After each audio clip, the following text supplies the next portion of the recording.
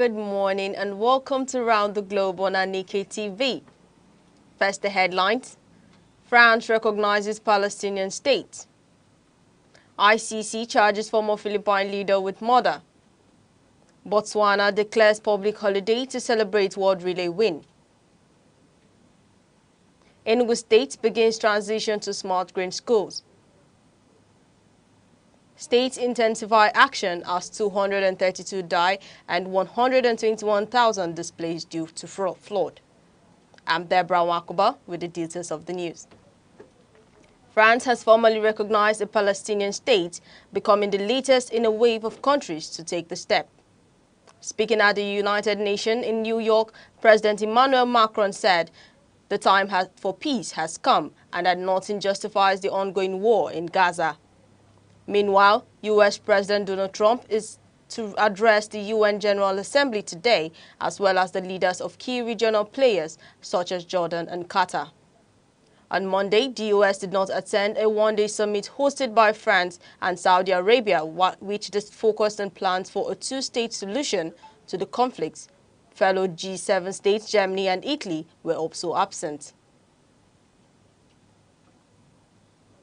Belgium, Luxembourg, Malta, Andorra and San Marino are also due to recognize a Palestinian state after the UK, Canada, Australia and Portugal announced recognition. Now to Asia. Former Philippine President Rodrigo Duterte has been charged with crimes against humanity while the International Criminal Court (ICC). The 80-year-old is accused of being criminally responsible for dozens of murders that allegedly took place as part of his so-called war on drugs, during which thousands of small-time drug dealers, users and others were killed without trial. The ICC's charge sheet, which includes several redactions, dates from July but was only made public on Monday. ICC Deputy Prosecutor Mami Mandaye Niang said Duterte was an indirect co-perpetrator in the killings, which the court alleged were carried out by others, including police. Now to Europe. Clashes broke after thousands of Italians took to the streets in towns and cities across the country in a day of solidarity with Palestinians coordinated by trade unions. Milan and Rome saw the biggest crowds and tensions spilled over around the central station in Milan, where some 60 police were reported hurt. Italy's Prime Minister, Giorgia Meloni, who has come under fire from political opponents for her position on Gaza, condemned the scenes in Milan as shameful. Although she has become increasingly critical of Israel's offensive in Gaza, Meloni has not gone as far as France in deciding to formally recognize a Palestinian state. Now from Africa, Botswana has declared a public holiday to celebrate the country's victory in the men's 4x400 meters at the World Athletics Championship in Tokyo, the first African nation to win the event. President Duma Boko hailed the gold medal as a historic African win in an online address praising the team for their performance. He announced Monday, 29 September as a holiday to celebrate their achievement, a day ahead of the country's Independence Day. On Sunday, Botswana's team edged out the U.S., the winners of the last 10 world titles, in a rain-drenched race South Africa to third position. Still in Africa, Egypt's President Abdel Fattah al-Sisi has pardoned the prominent British Egyptian activist Abdel Fattah, who has been imprisoned for 6 years.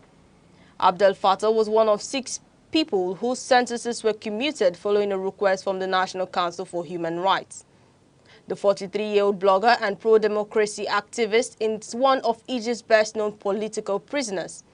He was arrested in 2019 during a crackdown on dissent and sentenced to 5 years in prison in 2021 after being convicted of spreading false news for sharing a post about a prisoner dying after torture. This news broadcast is coming to you live from Aneke TV. Remember, you can follow us on all social media feeds on Facebook, X, Instagram, and TikTok, and here on YouTube, all at Aneke TV. Now, a quick reminder of major developments in the news. France recognizes Palestinian state. ICC charges former Philippines leader with murder.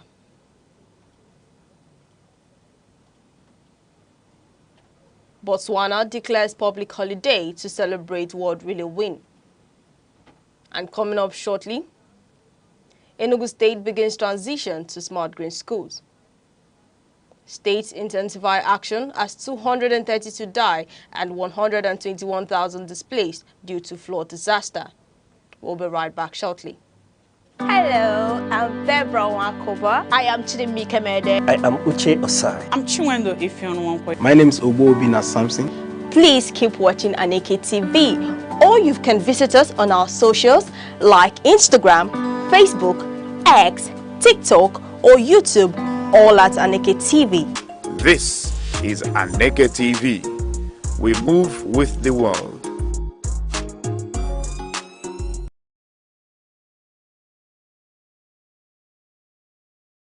Enugu is one of the 36 states of Nigerian Federation. It is located on... Welcome back. We'll bring you stories from Nigeria. Enugu State yesterday officially began the transition from existing primary and junior secondary schools to smart green schools. Governor Peter Mbah's signature initiative in the Southeast state. In a broadcast to usher in the new era, Governor Mbah said the shift from old school structures and learning by memorization to world-class infrastructure and experiential learning had become imperative to equip Enugu children with knowledge and skills to compete in the global economy. Governor Mbah said his administration's slogan, "Tomorrow is here," was not just a catchphrase for Enugu but a covenant with that future, adding that Africa's sovereignty rests on the quality of its human capital. Citing his personal experience where he had journeyed from the slums of Port Harcourt, where every day was a struggle and nothing was guaranteed.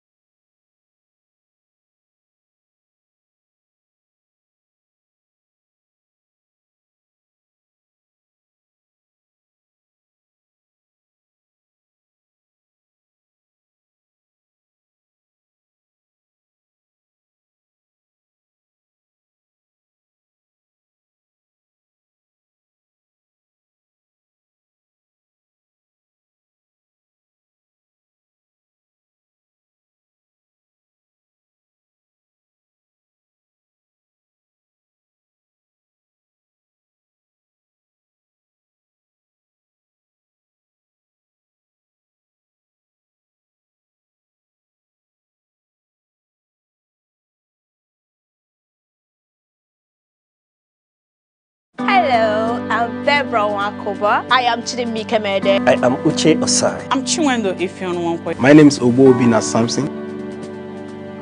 Abum Ngozi Otahumele. Ọkwa na Aneke TV ka anyị nọ. Abum onye nhazi nzukọ ụmụ nwanyị. Ọ bụrụ na ihe a na-eme n'ezinụlọ na-adịghị mma, sonyela anyị. Maka na nkata anyị na-akpa na nzukọ ụmụ nwanyị bụ maka ọdịmma ezinụlọ, ọdịmma ọha obodo na ọdịmma mmadụ niile. Aneke TV, anyị achakegokwe ka ọnwa. Ịma na ndị be anyị shi na ihe eji n'aka a na-eji ha ugegbe enyo. Ọ bụkwa na ihe anyị na-eme na-amasị, sonyela anyị na Aneke TV. Sonyela anyị na ebe ihe ndị mmadụ na-ekiri na social media. Please keep watching.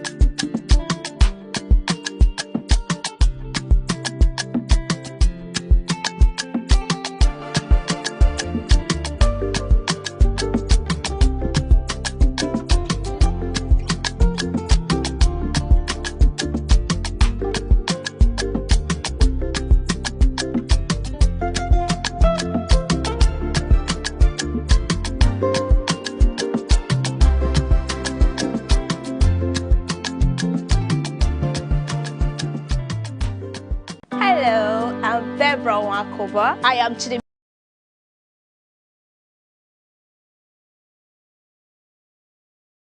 But a covenant with that future, adding that Africa's sovereignty rests on the quality of its human capital.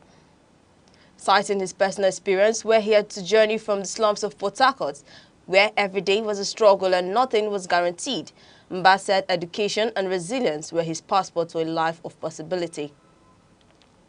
He, however, maintained that Enugu children did not have to go through such ordeals on account of economic circumstances, insisting that education must be treated as a public right. Noting that the Smart Green Schools represent the most personal and transformative project of his leadership, he explained that they are not only schools but a promise of a new society. He said that while a child could pass through 6 years of schooling and still be limited to memorizing theories on the chalkboard under the old system of learning, in the new model, the classroom is a creativity hub. Learning becomes experiential, theory meets practice, and knowledge is translated into tangible skills. Children are able to put into practice what they have learned. The governor, however, acknowledged some challenges in building the 260 new schools simultaneously, but restated his administration's resolve to see the initiative through. In the meantime, the executive chairman of the Economic and Financial Crime Commission, EFCC, Mr. Ola Olukoyede, has attributed the rising involvement of Nigerian youth in financial crimes to parenting failures and neglect within the family units. Speaking in Kaduna at the Armed Forces Command and Staff College, Mr. Olukoyede, represented by the Acting Director of the Kaduna Zonal Directorate, Assistant Commander of the EFCC, Bawa Usman Katungo, warned that family neglect has dire consequences, exposing young people to economic and financial crimes. He noted that neglect often stems from poverty, ignorance, abdication of responsibility, and substance abuse, which manifests in the failure of families to provide emotional, psychological, and material support to children. Mr. Olukoyede expressed concern that some tertiary institution students arrested for internet fraud often cite financial hardship and lack of family support as justification for their involvement in cybercrime. He commended the federal government's intervention through the Nigerian Education Loan Fund, NELFund, seeded with 50 billion naira recovered proceeds of crime by the EFCC, describing it as a timely measure to reduce students' financial pressures and deter them from illicit activities. Also, the Chief Executive Officer of National Drug Law Enforcement Agency, NDLEA, retired Brigadier General Mohammed Marwa, has called on families to take proactive steps towards preventing drug abuse among children, including acquiring drug test kits for home use. General Marwa insisted that it was better to detect drug use early when intervention is possible than to wait until it develops into full-blown addiction. General Marwa, who spoke in Abuja, warned youth to stay clear of drugs as it destroys ambition, extinguishes hope, and robs young people of a bright future. Now to environmental issue. Several states, including Kaduna, Nasarawa, Bauchi, and Jigawa, have intensified campaigns to avert flood crisis.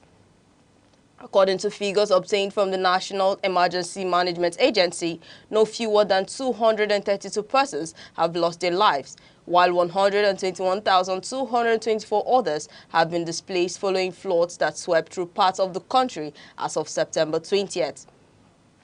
The 2025 flood dashboard shows that at least 339,658 people also recorded some form of losses, with 681 sustaining various degrees of injuries. Deaths were recorded in 7 states, with Niger State accounted for 163 fatalities, Adamawa 59, Taraba 5, Yobe 2, Borno, Gombe, and Jigawa 1 each, bringing the nationwide death toll to 232. The floods also resulted in 150 cases of missing persons across the country. Now, away from that, the lawmaker representing Kogi Central, Senator Natasha Aboti Uduagan, has launched a strong legal offensive against the federal government, describing the criminal defamation charges filed against her as a brazen act of political persecution and an exhibition of double standard by the federal government. In a preliminary objection seeking the dismissal of the 6 counts filed against her by the Attorney General of the Federation, the Kogi senator contended that while the federal government was quick to file charges against her based on the complaints of the President of the Senate, Mr. Godswill Akpabio, the same government ignored her own earlier petitions against Akpabio. The charges filed under the cybercrimes were brought following petitions by Mr. Akpabio and ex-Kogi State Governor, Mr. Yahaya Bello, over remarks she allegedly made during a public address and a television interview. Now to some political matters. The Independent National Electoral Commission, Aneke, has released the final list of candidates who will contest in the 2026 Federal Capital Territory Area Council elections scheduled for next year. According to the Commission, the final list includes candidates from 70 political parties who successfully uploaded their nomination forms and met the August 11, 2025 deadline. The list contains details such as the candidates' names, parties, ages, gender, and academic qualifications. In a statement signed by the National Commission and Chairman of the Information and Voter Education Committee, Sam Olumeku, Aneke confirmed that the full list has been made publicly accessible. Still talking politics. The House of Representatives has postponed its planned resumption of plenary sessions by 2 weeks, moving the date from today to Tuesday, October 7, 2025. In an internal memorandum to lawmakers, Clerk of the House, Mr. Yahaya Danzaria, conveyed the adjustment. No official reason was given for the postponement, though Danzaria expressed regret over the shift. Members were urged to take note of the new date and adjust their schedules accordingly. Meanwhile, Governor Similayo Fubara of Rivers State says he is at peace with his political benefactor. He also noted that proper peace has returned to the state after a months-long feud that triggered an emergency rule in March. Speaking with newsmen after meeting President Bola Tinubu at the Aso Rock Villa in Abuja, the governor stressed that he had resumed his duties in an atmosphere of peace and cooperation. Mr. Fubara also revealed that his visit to President Tinubu was a courtesy call and an opportunity to seek direction following the expiration of the 6-month emergency rule that saw his suspension and those of key political leaders of the state. Now to business news. Some car dealers under the auspices of the Association of Motor Dealers of Nigeria in the southwest region of the country have protested alleged harassment and extortion of their members by the officers of the Nigeria Customs Service NCS. The protesters, who gathered at the headquarters of the Ondo Ekiti Command of the NCS in Akure, the Ondo state capital, accused the NCS officers of persistent extortion, harassment, and illegal seizure of their vehicles. Chanting salutatory songs, the dealers carried placards with different inscriptions such as "We pay duty, stop harassment," "Customs uphold the law, not extortion," and "Release our vehicles," amongst others. They also alleged that the vehicles legally cleared at Lagos ports were still being intercepted on highways, subjecting them to arbitrary revaluation, which made them forcefully pay additional unofficial fees. Still talking business. The Director General of the World Trade Organization, WTO, Mrs. Ngozi Okonjo-Iweala, says Nigeria has what it takes to lead Africa's new era of trade if it tackles high logistic costs, develops efficient payment system, and invests in value addition. Mrs. Okonjo-Iweala, who was speaking on the sidelines of the WTO Public Forum in Geneva, Switzerland, said Nigeria and other African economies must speed up the implementation of the African Continental Free Trade Area, AfCFTA, and build stronger infrastructure to unlock billions of dollars in opportunities in manufacturing services and digital trade.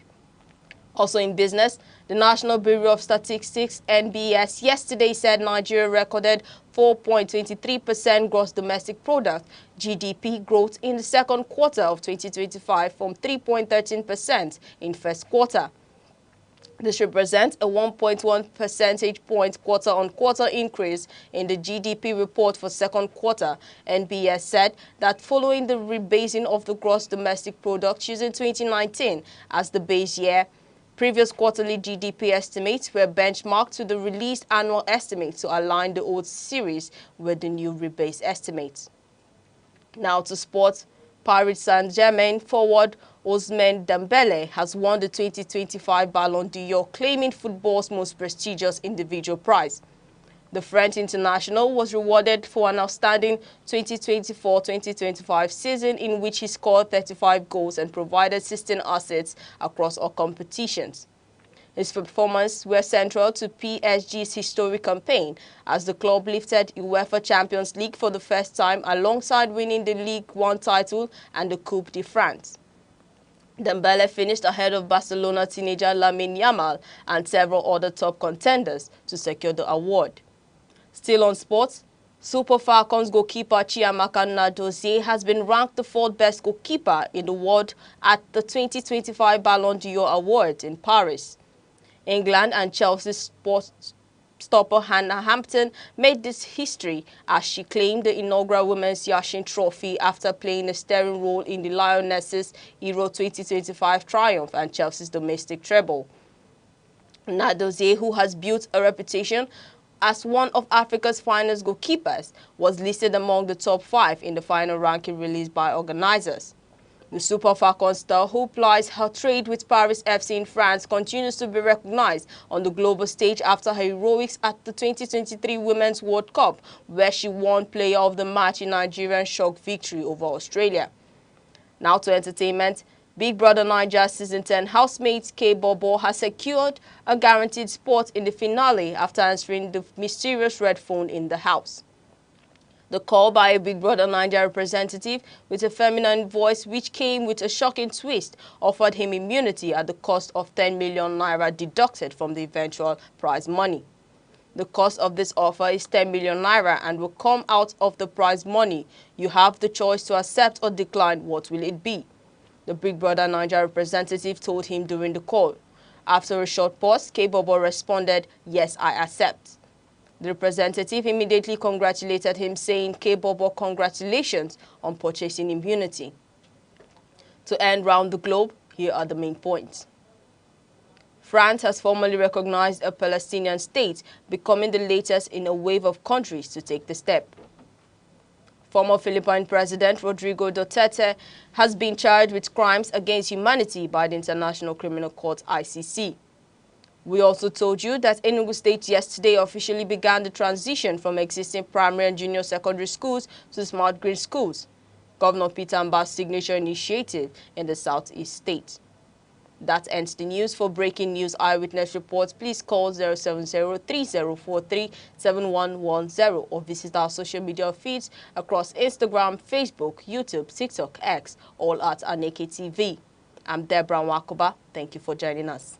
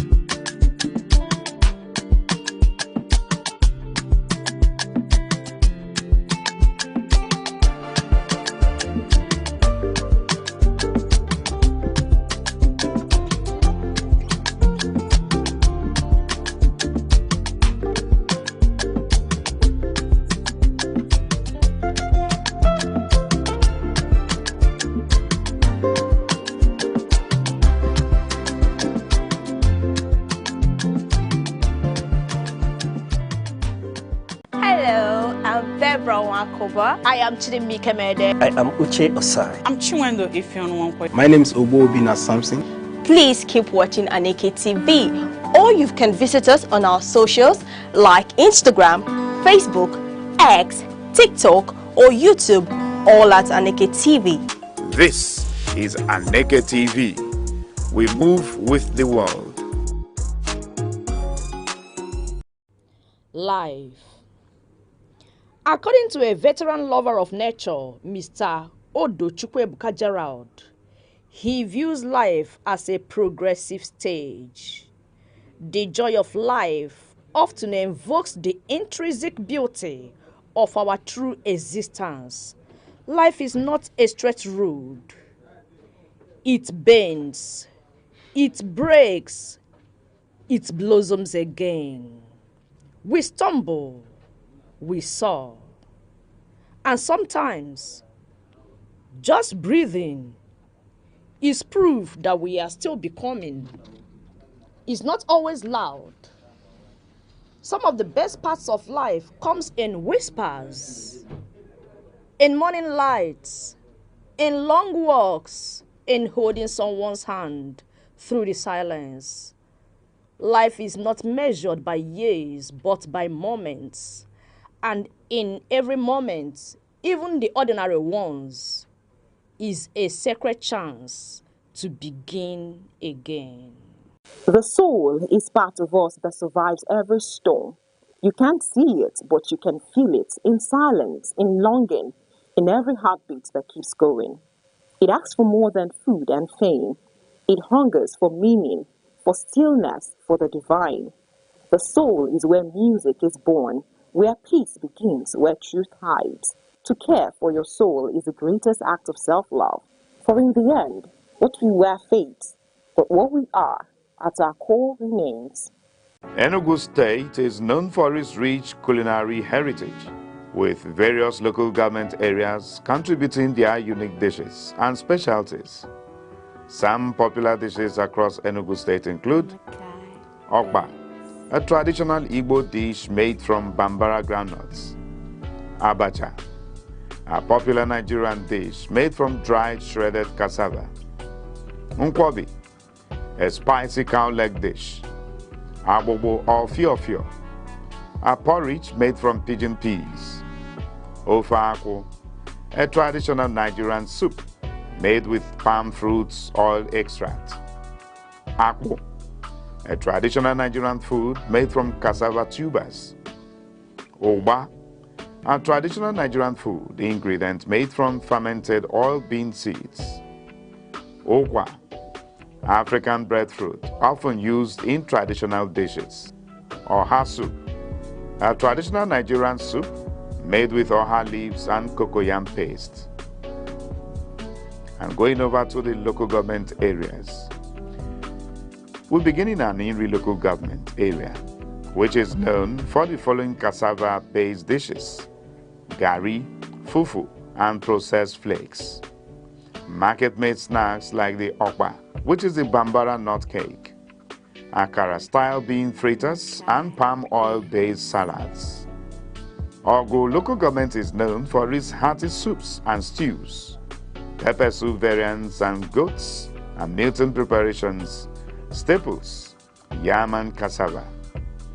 Enugu's local government area is known for their special delicacy, Nkwobi. Hello, I'm Deborah Wakoba. I am Chidimike Mede. I am Uche Osai. I'm Chinwendo Ifeonwankwe. My name is Obobina Samson. Please keep watching Aneke TV, or you can visit us on our socials like Instagram, Facebook, X, TikTok, or YouTube, all at Aneke TV. This is Aneke TV. We move with the world.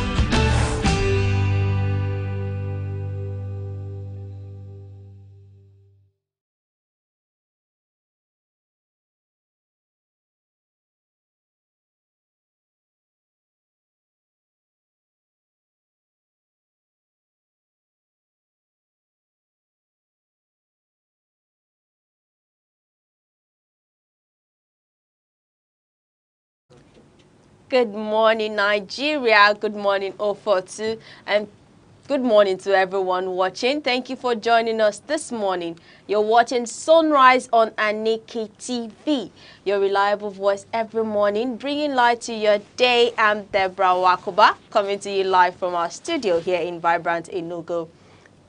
Good morning, and I'm Uche Osai. Wherever you are, at home, in your office, or in traffic, thank you for letting us into your space this beautiful Tuesday morning. Always, we're here to refresh, inform, and motivate. Yes, and it's Tuesday, September 23rd, 2025, and it's another bright new day and another refreshing sunrise where we've got everything you need this morning, from the latest news and weather to trendy stories and newspaper review, plus that signature sunrise vibe, and it's all here to help you ease into the day. So, relax, sip your tea or coffee. Relax and enjoy the ride, because the sunrise is here. Yes, and on today's sunrise, we begin with our quote of the day, an inspiring or thoughtful words that is educative, encouraging, and it also offers insight to keep us focused, well refreshed, and well driven. And right after that, we'll give you today's stories from our newspaper headlines. Key updates you need to stay informed will be served hot and direct. Yes, and right after that, we've also got the weather report for today, covering cities across the southeast, which will help you get prepared before stepping out, or if you've stepped out, which will keep you through the day. And later, we'll give you today's celebration to keep you informed and lift your spirit. Yes, so our quote of the day is coming from St. Augustine. Our quote of the day is coming from St. Augustine, and his quote, he says, "He who complains of hunger with bread in hand starves by choice." I repeat, our quote from today is coming from St. Augustine, and his quote, he says, "He who complains of hunger with bread in his hand starves by choice." And this teaches a lesson about attitude, gratitude, and responsibility. And its core meaning is that if a person already has what they need, which is the case of bread to eat, but still complains of hunger, their suffering is not due to lack, but due to choice, negligence, or ingratitude. Now, it's also talking about being contented with what you have. It also highlights that sometimes people overlook or undervalue the resources and opportunities available to them, and they focus instead on what they lack. As a result, they remain dissatisfied even when their needs could be met. And it also suggests that complaining without action keeps a person stuck in a particular place. And hunger here doesn't only mean physical hunger. It can symbolize any form of need in life, maybe knowledge, success, happiness. If someone has the means to satisfy that need but refuses to use it, they remain hungry by their own decision. And this brings me to a quote that also says, what's this quote again? Okay, you don't value what you have until you lose it. I might be wrong, I might be correct about that, but there's a way it is being put. But where you say you don't know the value of what you have until you lose it. So now you might have this bread at hand, but instead you have this bread in your hand and you're looking for something else. Now, what if it's that bread in your hand that is going to satisfy the hunger in you at that particular moment, and instead you leave it and looking after something else there and that? But then once you lose that bread, that's when you realize, oh, it was this bread I was supposed to eat and be satisfied. Now, this quote doesn't necessarily mean bread. It doesn't mean food in particular. It means the resources we have in life to move on. That you when you have it, the little you have, you can actually use it to expand, to go for the bigger things you want. So that is what this quote is trying to tell us. So Uche, I don't know if you have any other thing to say concerning this. Okay, Debbie, the quote, "He who complains of hunger with bread in hand starves by choice," by St. Augustine, right? Yes. It's just simply speaking to contentment.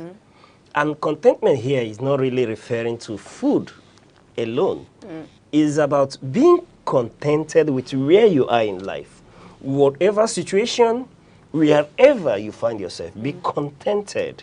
Do not look at, because Debbie is wearing human hair, then you won't be contented the fact that you can afford synthetic hair. Be contented with what you have. Make do with what you have at that point in time. And when you do that, you see that that enables you. It trusts you with the ability to push forward. Yeah. And you can achieve beyond that very limit that you are situated. So, St. Augustine here is just teaching us through making reference to food why the need for us to be contented.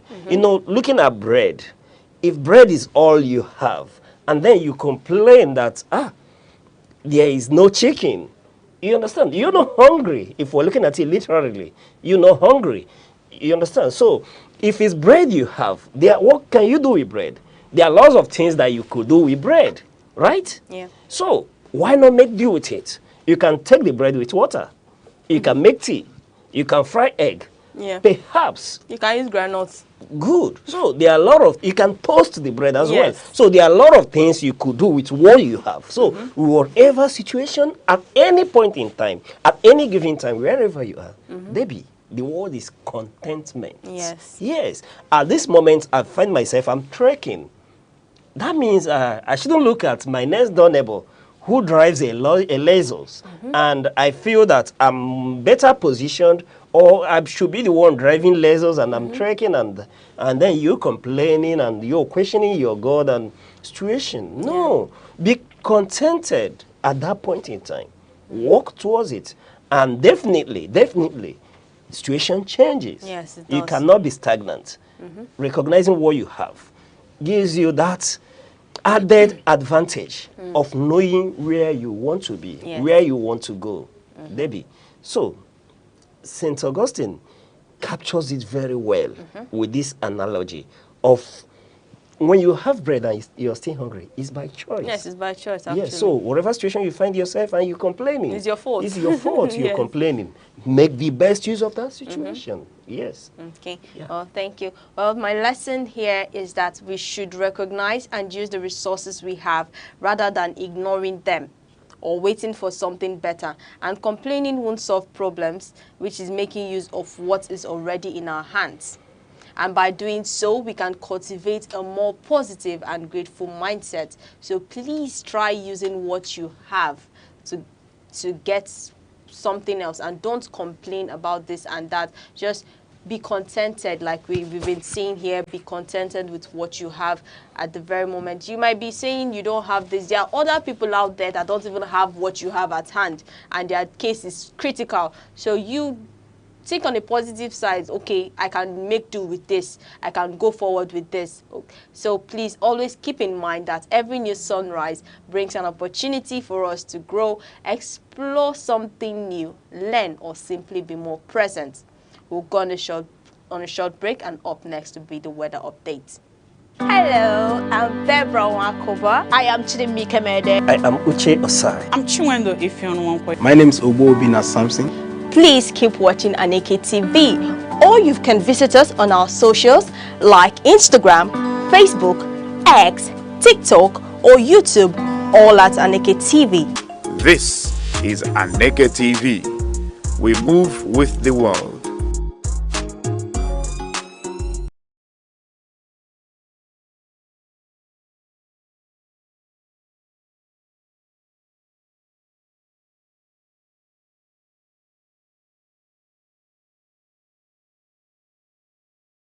You're still watching Aneke TV. Stay tuned. I will take a look at the weather reports across major cities in the southeast today. Yes, and we'll begin with Oka, the capital city of Anambra. The day begins cloudy, but showers will roll in by mid-morning.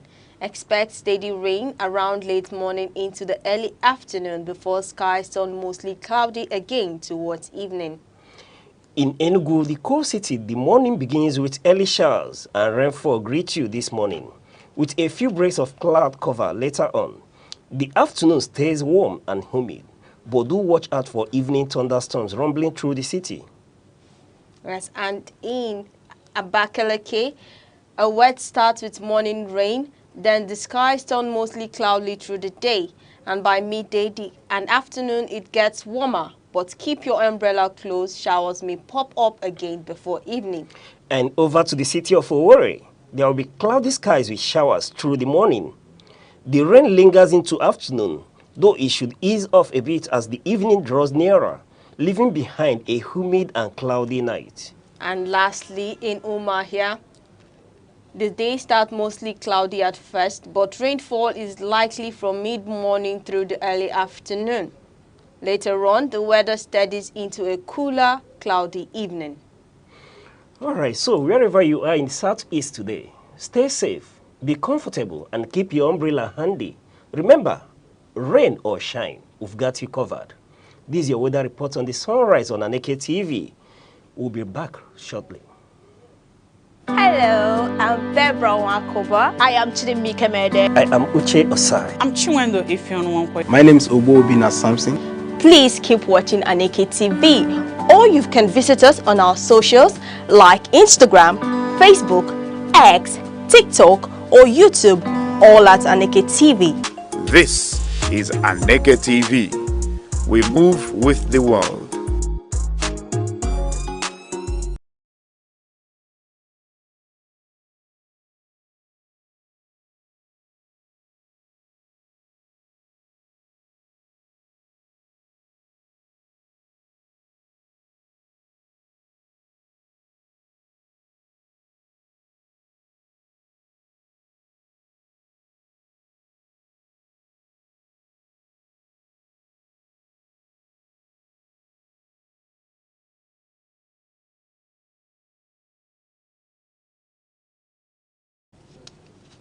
You're still watching Sunrise on Aneke TV.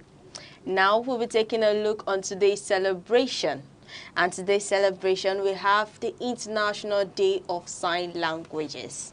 Now, what is International Day of Sign Language? Honestly, I'll be truthful to you. This is the first time I'm hearing about International Day of Sign Languages. Well, the day was officially declared by the United Nations in 2017 and first observed in 2018. And the date September 23rd was chosen to honor the founding of the World Federation of the Deaf, WDF, in Rome in 1951. And its purpose is to raise awareness of sign languages, to respect and preserve them, to promote the rights of deaf people, and to emphasize the cultural and linguistic diversity of the deaf community.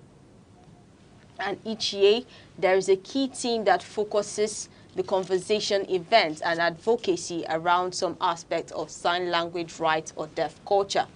And some recent themes include Sign Language Unite Us as of 2022.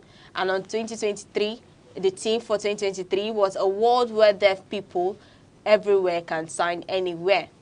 2024 was Sign Up for Sign Language Rights. And today is the Day of Sign Languages. And now, why this day is important? This day is a very important day for people all over the world who are deaf. And then sign languages are full natural languages with their own grammar, vocabulary, and complexity. They are not just gestures or simplified version of spoken language. Now, there are people that when they do sign language, people just take it as, okay, they are playing with their fingers, but rather it's a way you can communicate to those that, should I say, that are impaired in hearing. Now, early access to sign language for children who are deaf or hard of hearing is crucial for education, cognitive development, social inclusion, identity, and well-being. Now, we know a lot of deaf people find it hard to express themselves, like in vocabulary, like vocals. You can't hear their voice sometimes. So instead, they rather use their hands in signing. So this day is a day set aside for them to socialize. Now, many deaf people still face barriers, lack of access to sign language interpretation, because this day is not, the thing about sign language is not known worldwide. So there is insufficient recognition of sign languages by governments. There is also stigma. There is lack of educational opportunities. So this day is a platform to raise those issues. Now, you'll be wondering, how is this day being celebrated? This is not just about playing with your fingers and all that. Well, there are some ways people, governments, institutions, and deaf communities observe this day. So there's public awareness campaigns, there's social media campaigns, there are posters, there are videos that teach sign languages basics or highlight stories from deaf individuals. So we also have some public landmarks and buildings are lit up in blue to show solidarity, and blue is a symbolic color used by the deaf community. So we have another way of celebrating this day is by encouraging national, regional leaders, political figures, mayors, etc. to use sign language publicly or to issue messages in sign language. And there's even a global leaders challenge in some years. And you have educational events is one of the ways which you can celebrate this day. There are workshop, classes or seminars teaching basic sign language. Also talks on the importance of sign language right school programs. Then lastly, we have cultural events and performances, storytelling, exhibitions featuring deaf artists, events that celebrate deaf culture, sign language, poetry, and many others. So also, we have advocacy and policy work. Now, pushing for legal recognition of national sign languages, demanding more interpreters, access to services, better inclusion of deaf people in education, media, health, etc.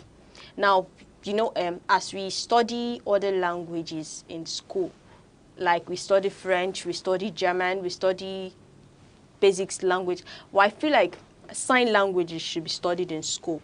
Tertiary universities, actually, not even tertiary, from primary schools. Yes. Because I believe teaching a foreign language, let's say second language to people, starts from small, because children are fast in grasping knowledge than adults. So I believe to create awareness for sign language now, let it not just be that it's just meant for deaf people. It should be something like someone should focus on. It should go beyond, not just to the tertiary level. If we could have a legislation or a law making it compulsory to learn sign language from the basic education, perhaps up to secondary level, that would be well applauded. Let's leave the tertiary institution. Yes. Let's make a law making it mandatory the way we've reintroduced history into our curriculum, right? Let us pass a legislation making it compulsory to teach sign language in basic schools, at least. Yes. But beyond that, let's get to secondary level. That way, like you've observed, children learn faster, and that way it will be easier for sign language to be widespread. Thus, you may not even really need specialists to communicate with these partially, handicapped people that cannot really hear. So when you have a number of children, a number of persons in the society who could communicate, maybe if you and I want to communicate, you will see that we'll make a lot of mistakes because we are not well taught. Yes. We don't have it. Then how do we communicate when we have a challenging situation with a deaf person? Then it becomes an issue. So for me, Debbie, it should not even be, let's do the little. He did point out that politicians, leaders, mayors, government should come in. And I think where they should come in and come in faster, apart from creating an enabling environment for these, our handicapped individuals in the society, they should equally pass that legislation like yesterday. Let's begin to build a harmonious society where everybody is carried along. And then you did mention, in a situation where, let's talk about the health implication, where, let's say, a deaf, somebody is ill and has to be rushed to a hospital. How does the person get across what he or she feels is passing through at that point in time? If you don't have a compliant nurse or doctor to take care of that situation.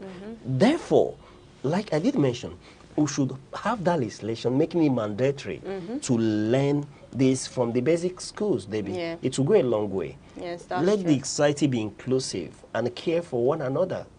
Yes. Well, actually, another thing about sign language, it's an interesting, should I say, it's an interesting language to learn. Actually, there was this period where I wanted to actually go into sign language, but I don't know, I can't remember why I did not learn it anymore. But it was something interesting, like when you have to communicate with your, not only the hand, like in fact, you find out that it's an emotion being passed throughout. Now, if a person who is impaired, like having a hearing problem, now if you find a person like that and you start communicating, most times those people that are deaf, they don't even know how to communicate with their hands. Okay. Now it's also it's also an avenue to create awareness that there's a thing called sign language, because you find them trying to, I'm sorry if I can use this, they just make sounds, like trying to communicate to you, and then keep on pointing at that thing that they want. So if parents should find out on time that there's something called sign language, then they can put the child through that school. So there is a school where you can go and learn this language. I think there's a school where you can learn there languages. has to be public awareness.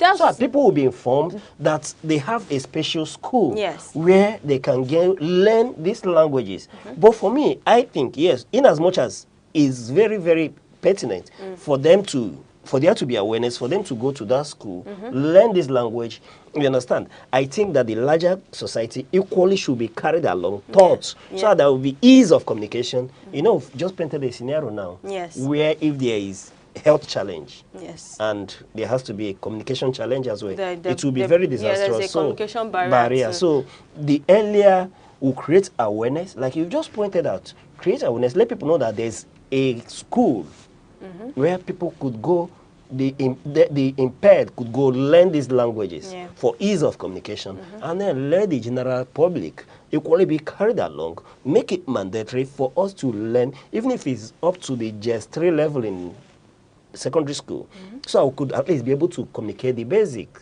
You understand? For someone like me, I think the most I could do if I'm trying to communicate to such a person is maybe the sign that says oneness, perhaps, or maybe I could say, if can you, do you understand? But there's one thing in trying to communicate with the sign language, and if you're not well tutored or informed about it, if you don't know the know-how, the nitty-gritty of it, you may end up communicating the wrong thing. And you see this person picking offense. I remember when we were younger, I think it should be in our primary days, growing up, who had this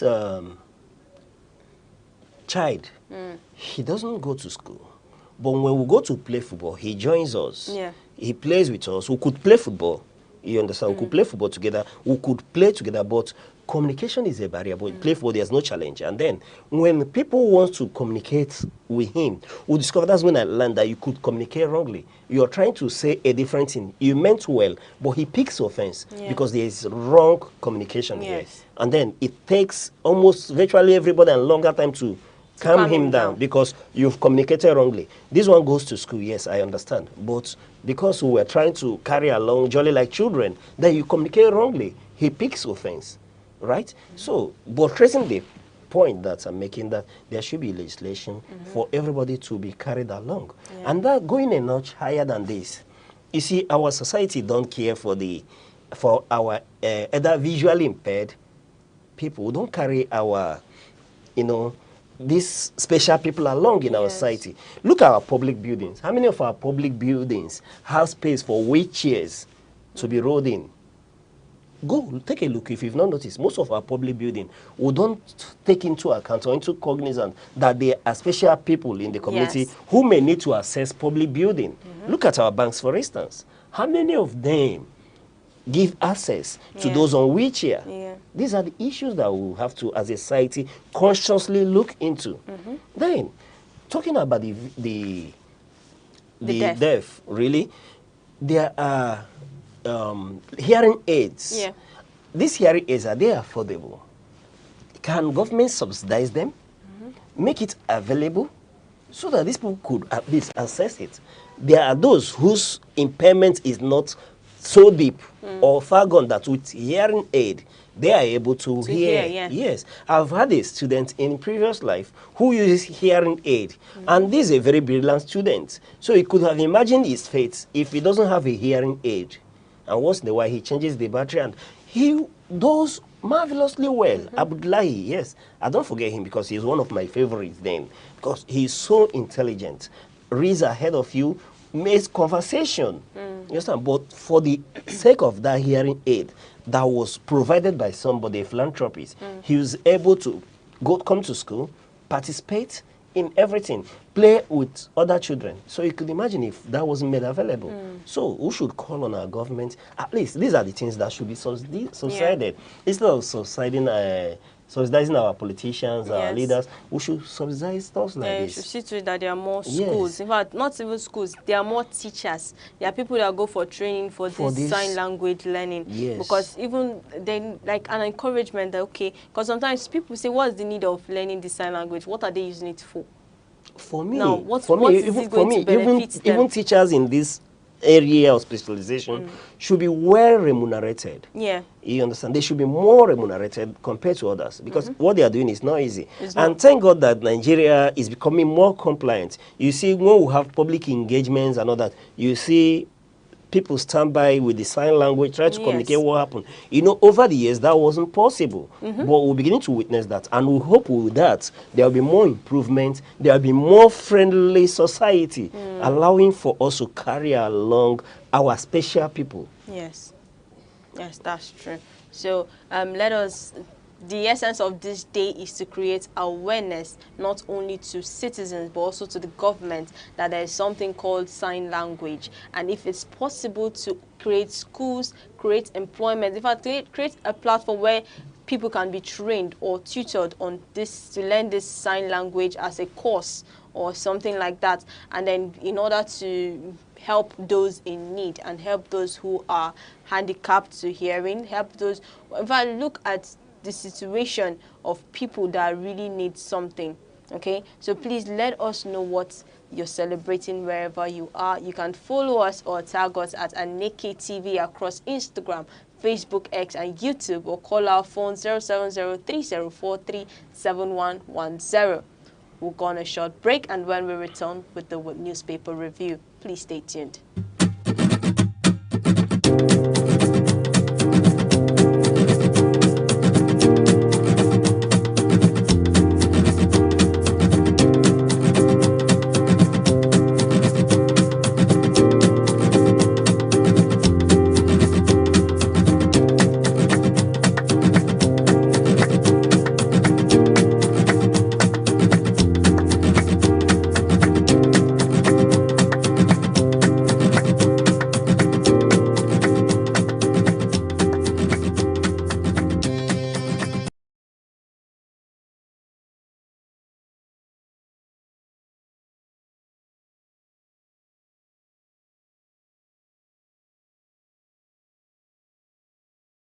You're still watching Sunrise on Aneke TV.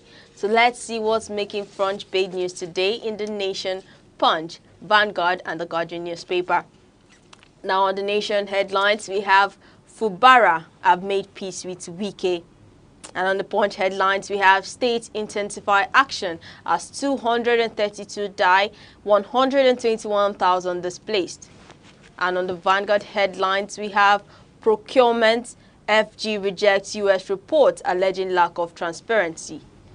And on the Guardian headlines, we have 24 states backpedal on electricity decentralization over tariff debt tricks. Now, on the Nation headline today, we'll be taking Fubara have made peace with Wike. So Governor Fubara of Rivers State met with President Bola Tinubu after 6 months emergency period in Rivers was lifted. So he has declared in a statement that he had made peace with Fubara. Yeah, that's a welcome development, you know, for Fubara to come out to say that he has made peace with Wike. You know, that's wonderful to hear. But it may interest you to know that when he was asked that is this peace on paper, and he was like, what sort of question is that? How can you say about peace on paper and all that? However, let's take a historical look at what really led to all this, where the governor will come to tell us publicly that he has made peace with Wike. Is he everybody that the governor makes peace with? Is he everybody he quarrels he has made peace with? And why is this newsworthy? remember the situation about 6 months ago in River State, where there has been catastrophe. There has been loggerheads between a godfather and a godson. Let's call it what it is. In as much as we don't want to hear it in our polity any longer, we want to do away with that situation where we have godfatherism, godsons in our politics, but it's still prevalent. There are still godfathers in Nigerian politics till tomorrow. Debbie, if you want to be the councillor of your ward, your local government chairman, there are people you must meet in your area. For you to be as much as a councillor, there are people you must meet. So you can't do away with godfatherism. Going forward, even in the United States of America, there are godfathers there. Before the emergence of the likes of former President Obama, there are people who determine who gets nomination from either the Republican Party or the Democrats. Right? Then, until the emergence of Obama, we now began to see that it's as if we're moving away from that era. However, these strong men, these strong women, still hold sway. They determine a lot of ways the votes could go. They control the media. They control a lot of resources that at the end of the day, you have to tilt towards them. Then, until the era of the present President of the United States, whom we see as a godfather himself, because we don't seem to know anybody. He's self-sponsored. He's not anchored on anyone's popularity or leaning towards any known godfather. However, there are still people he needed to meet. There are still people he needed to get their consent, get them on his side for him to be able to get that nomination. Then, if America, as big as they are, is still having talk about godfatherism in their politics, how much more I bet Nigeria that will just be going to celebrate 60-something years. You understand? And people don't want us to talk about godfatherism, and when you raise it, people will tend to frown at you. Yes, there is godfatherism, and godfatherism is still prevalent. What we are asking for is not to continue to see the Amala politics, for which Adedibu was known for, where what happened in Anambra State around 2003, where a sitting governor was bundled into a toilet and was forced to leave an office. A sitting governor with all the security apparatus, with the immunity and everything, was bundled into a toilet and was whisked away out of government house. And in fact, the government house was burnt until the court removed him from office. You know, before now, we've seen chaos in states where godfathers are the issue of godfather is prevalent, and they are predominant, dictating to governor what to do and what not to do, who to be appointed and who not to be appointed. These were the issues in yesteryears. However, until recently, given what transpired in River State, even though in our mind, in our kitchen, in our bedroom, yes, we know that he exists, but he doesn't make front headlines any longer. However, what transpired in River State now brought it to fore for us to know that it is still prevalent, and the issue of godfatherism, we are not done with it. They are still godfathers, and they are still holding sway. So what transpired between Wike and Fubara, leading to the 6 months of emergency rule in River State, is a case of a godfather and a godson quarreling, disagreeing. What these agreements are for are still subjects of speculation, because nobody has come to tell us that this is about the welfare of the people of River State. It's still about personal agreements that perhaps were reached before the election, before the emergence of the governor. The governor we are made to believe, has reneged on these agreements, and the governor has to whip him in line through the use of legislative powers. We understand that prior to or leading to that election, that the governor is said to have procured the forms for almost all the members of the legislature, and he controls the grassroots, for which the governor tried to wrestle away from him. And arm of the position, what would you do? No man willingly wants to relinquish political power. No politician willingly wants to relinquish structures that they take time to build to any other person, which for me is the reason why I believe that we've not seen many deputy governors succeeding their governors afterwards. Yeah. It doesn't, it really happens, right? Yeah. So, because nobody wants to relinquish their structures to anybody. Even out of office, they want to hold on to this structure. So, given to this agreement between a godfather, Wike, and a godson, Fubara, what happened? Things deteriorated to the extent that a state house of assembly was brought down, and they tried to even impeach the governor. They were moved. The governor we saw was locked out from coming to represent a budget as mandated by the courts. The courts told us that there was no government in Rivers State as at that time, leading to a situation where the president had to invoke his powers to establish emergency rule in Rivers State, for which we've argued more than 1 million times that that action is unconstitutional. Yeah, that's not democratic. Yes, because the courts have remained silent. When the nation looked upon them to give direction, they went dumb on the nation, and they've been dumb. They've not made a proclamation. This was a judiciary, a Supreme Court that has been prompt to reel out some rulings. Then, when it was needed most, they've gone dumb.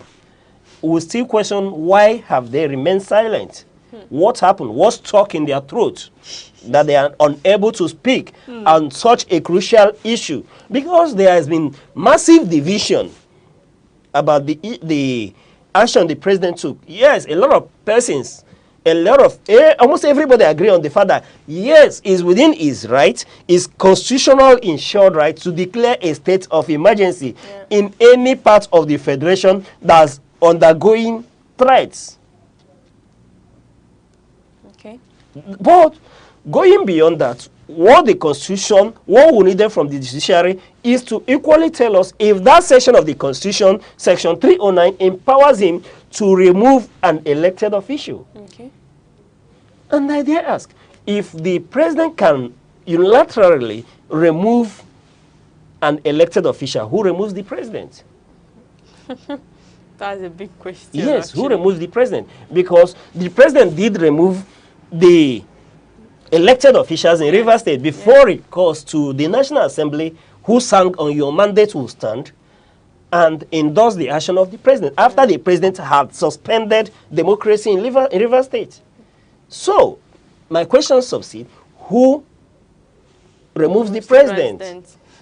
For you to remove the president, it has to go through the actions of the National Assembly. Yeah. You have to get the two-thirds majority of both houses agreeing that the president may have committed an impeachable offense, and then a due process is followed where judicial inquiry is set up to investigate such actions, and when found culpable, then the legislature can proceed to institute actions to remove the president from office. But you must give him fair hearing as well. Okay. Now, in this case, does the president have those constitutional power to unilaterally remove an elected councillor, like we did observe when the vice president was speaking?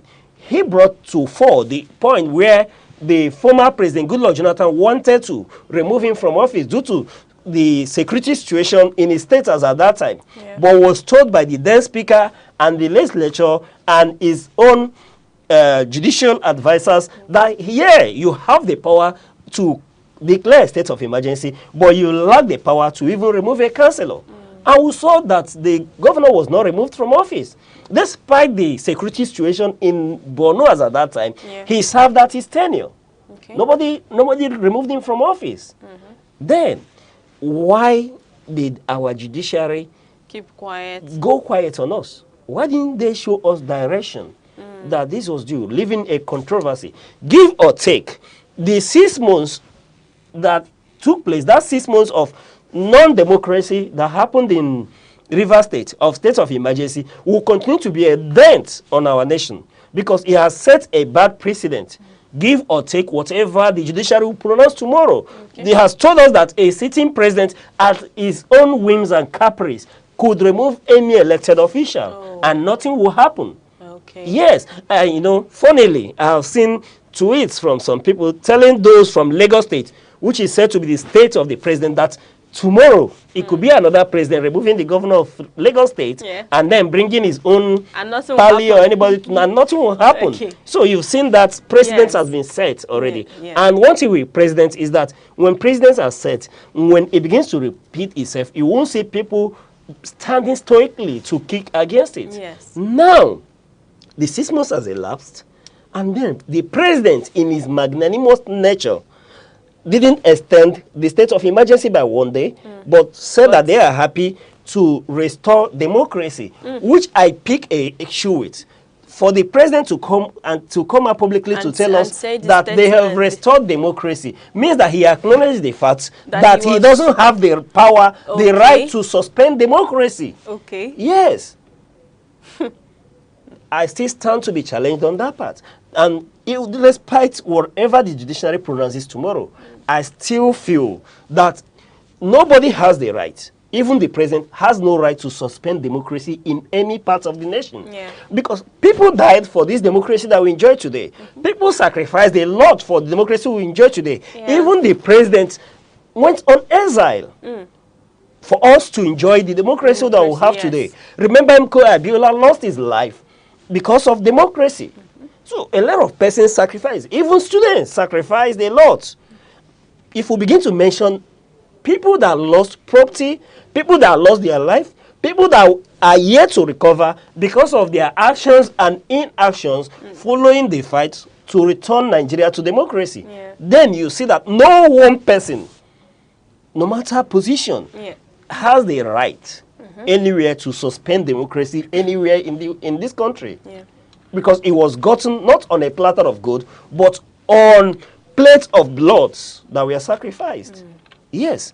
Then, be that as it may, the president has magnanimously returned Rivers State back to democracy and has allowed the elected officials to resume. Because the constitution doesn't mention it, where an elected governor would be removed not by the actions of legislators, right? So, in this case, we will thank him for that. But Fubara, this time around, on going to meet with the president, has said, when questioned, that he has made peace with Wike. That means we're happy to hear that, because it means that all fights, all quarrel, has been settled. So the people of Rivers State, for me, should begin to enjoy the dividends of democracy. It doesn't matter those who are calling on the governor to challenge the actions, or they see his actions of gentlemanliness going to the president. According to him, he has gone to seek direction from the president on what to do and directions to follow. Some see that as being cowardly, but for me, that's heroism there. For you to be able to, retrace your step, be able to reconcile with either your oppressor or your friend, despite quarrel, for me is a stoic behavior that we don't find in many leaders, right? So I commend him for that. However, the call today should be, let this peace that they say that they are enjoying today, that ensures today, will be sustained. Let us not be taken back. Let Rivers State not be taken back to what they've witnessed, where a sole administrator was appointed. Let this peace not be toyed with. Not tomorrow we'll begin to see headline, Wike and Fubara begins to exchange words. Or we'll begin to see Wike in a media chat saying that the governor has lost direction and is not wise or intelligent enough to maintain the peace that has been ensured. No, they should see to it, both the godfather and the godson, that this peace is not just that of the newspaper, but is felt in the creeks in Rivers State, be felt in the streets, in the markets in Rivers State. Let the governor begin not to make trips to Abuja as often as we've seen him start, but make trips to the creeks in Rivers State. Begin to see that these people begin to enjoy dividends of democracy. As far as we are concerned, 6 months have been lost. No matter what you say, you can imagine that the sole administrator is being called by the State Assembly to come and give account of that 6 months. And I bet you, this is Nigeria, who may never know what really happened within that 6 months. Yes, Yes, it will we may never know what happened within that 6 months. And River State will never recover that 6 months. No matter what you do, they can only recover that in the annals of history. Yeah. That's where they will gain something from it, where people will go to make references as to factors that led to the 6 months impasse. Yes. That's the only way they can recover anything. But talking about dividends of democracy, they have lost 6 months. The rest of the nation should and must have overtaken them by this time, thanks to the fact that River State is one of those states that is rich in internally generated revenue. Perhaps we may see them being able to pick the pace. But what about the milestone that you have covered all this while? This is what our political leaders should consider. So I will call on our dear Aneke to see to it, because he is the elderly man here, to see to it that this peace is peace actually, but not the peace of the graveyard. Okay. Yes. Let this peace be felt by the market women. Yeah. Let this peace be felt by the fisherman and the fisherwoman in River State. Yes. Let Fubara himself see to it that he gives the people of River State dividends of democracy and not dividends of a fight with the Godfather. Okay. Let this peace maintain. Let this peace continue to live in River State so that people will enjoy the democracy that peace ensures. Okay. Yes. Okay, thank you very much for that. Now I'll be moving over to our Punch headline that said, states intensify action as 232 die, 121,000 displaced. Now, the flooding across various Nigerian states has killed 232 people and displaced 121,224 as of September 20th, 2025.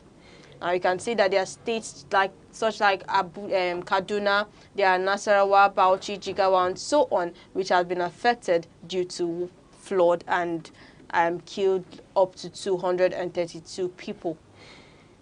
Debbie, the issue of what we've seen in this headline on the Punch newspaper, right? Yeah. Talking about states intensify action as 231 die. You understand? This has become a national situation. Yeah. A state of emergency should be declared, not in River State, but on the case of flooding. Yes. You know, let's look at it. Let's go a little bit closer. About 7 states lost human lives. Look at Niger State. Only Niger State lost 163 lives. If you go over to Adamawa, they lost about 59 lives. Not just that. Move down to Taraba, they lost about 5. Then go to Yobe State, 2 lives were equally lost. And then when you move to Yobe, Gombe, and Bono, you will see about 1 each. Giving you a sum of this number that has been mentioned. These are human lives. Exactly. If nations like Israel could go to war for 1 soul, 1 person, just 1, then how come a Nigeria that is richly blessed, richly endowed with material resources, with human endowment, how can we stay and we are quiet when we are losing a whole lot of lives? Across the Federation, there is no region that is not touched by flooding. I was thinking that the eastern part of the country was insured or imbued from the flooding. But when you look at it, when you go deeper, you see that Imo State was equally affected. They are not, the eastern Nigeria is not immune from it. Going forward, you see that River State, Delta, all of these states were equally affected. Not to mention other states like Bayelsa, Edo, Ondo, Sokoto, and the rest of them. Kogi as well. So you see that this is a situation that cuts across the Federation. My reason why we should declare a state of emergency. In fact, I don't know if I will make comparison, though unrelated, by the number of lives we lose in this country. Think of those killed by bandits. Think of those killed by kidnappers. No, it's not Think about of those in lives alone. Homes and like farmland. Let's talk about the sanctity of human life for me. Okay. I'm making a comparison here that a nation like Israel is ready to wipe the whole of Gaza for the sake of 1 life lost. Right? Yeah. And then Nigeria, we are not at war. I'm just trying to say, not to talk about those who die by act of terrorism, but we are still losing through floods. These are situations. So what is life worth in Nigeria? When do we start to take serious action to see that the Nigerian life is not lost at ease, not at every situation, not at even to weather conditions.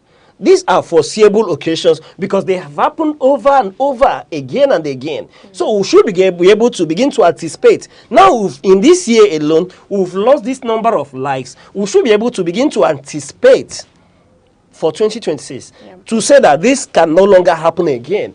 These are areas that we should declare state of emergency. Our leaders, have they gone to visit the bereaved? Have they gone to this scene to see what really happened in these places?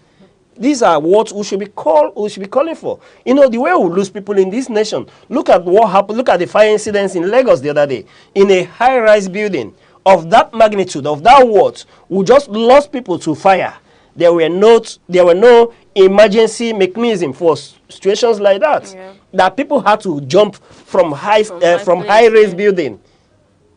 So these are the situations in Nigeria. And until our leaders begin to take account to the sanctity of human life, the sacrosanct of human life, then situations like this will continue to emerge.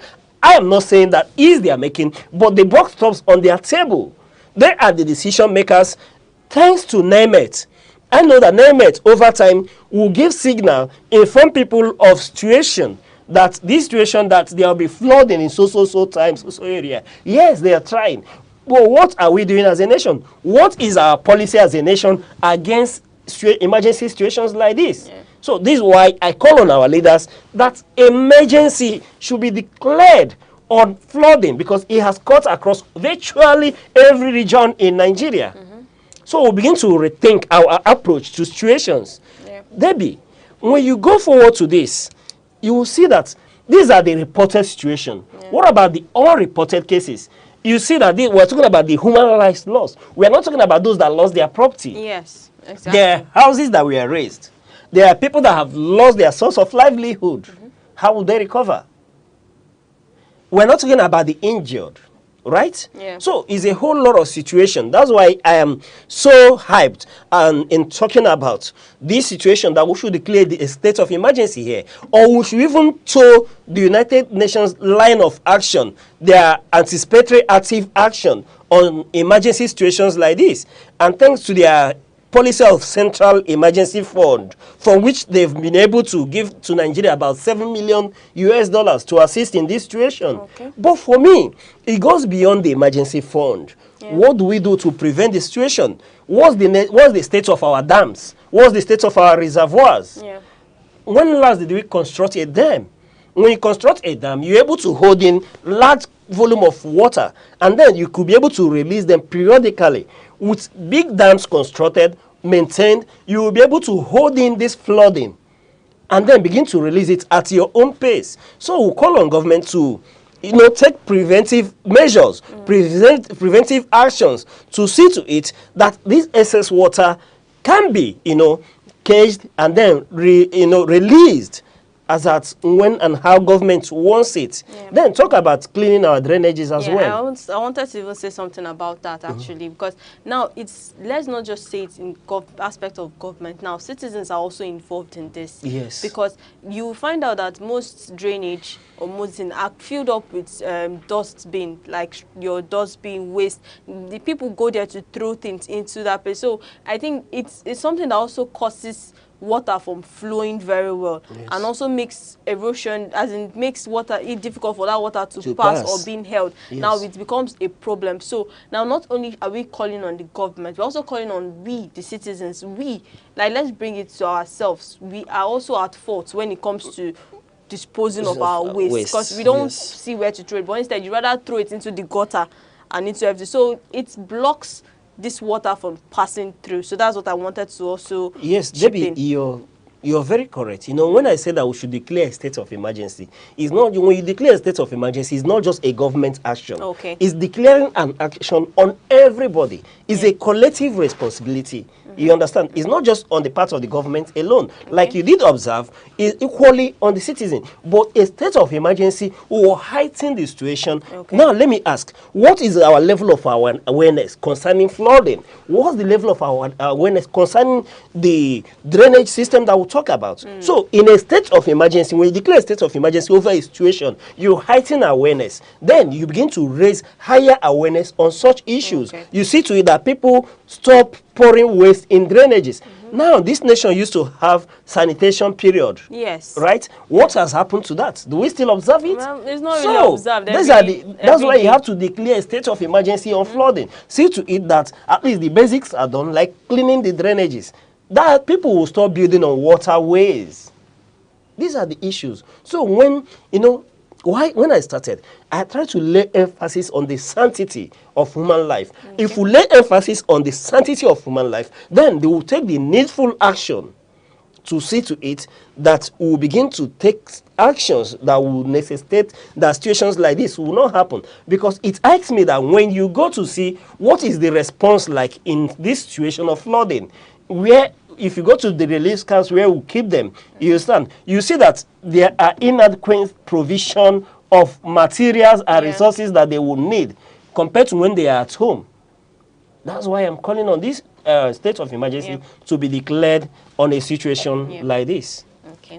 Okay, thank you very much. Well, now we'll be moving over to our next paper, which is from the Vanguard, that says procurement, FG rejects U.S. report alleging lack of transparency. And the U.S. Department of State 2085 Fiscal Transparency Report said Nigeria is among several countries criticized for not making procurement contract sufficiency public. So, and then in the Guardian headline, we also have 24 states backpedal on electricity decentralization over tariff debt risk. And under the Electricity Act, Nigeria is pushing for decentralization in the electricity sector, giving states more regulatory control. But we have 24 states that are resistant or refusing to move ahead because of concerns about tariffs, subsidy burdens, debt and revenue shortfalls. All right, Debbie, I suppose for want of time, we'll lump the two together. Yeah. Talking about the Vanguard headline, right? Where it says procurement, FG rejects US reports. Alleging lack of transparency. Okay. Now, we've heard from the US, talking about the ease of doing business, right? And then the shrewdness surrounding our transparency when it comes to public procurement in Nigeria. Now, the government is saying that we should not mind the report from the US report on procurement and the transparency surrounding it, that Nigeria is okay in that regard, right? But we cannot disregard this, Debbie. You understand? Given the fact that this same report praised Nigerians' openness when it comes to budgeting documentation and making it open. So we cannot just look away in that. The same nation, the same report commended us for our openness in declaring our debt obligations, right? So when it comes to where it favored us, the government didn't say anything. But when it doesn't favor us, then we'll begin to raise concern, raise alarm, and then people should not take that, the people should take that with a pinch of salt, or people should disregard that. No, we shouldn't just disregard that. When this report comes out, it now begins to show you about a certain malaise or decay in our system.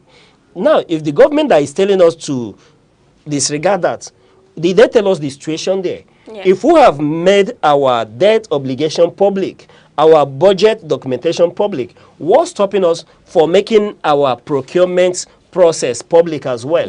What are the process? Can you then be logging and go into FCT procurement act for and see what's happened there, how is awarded and all that?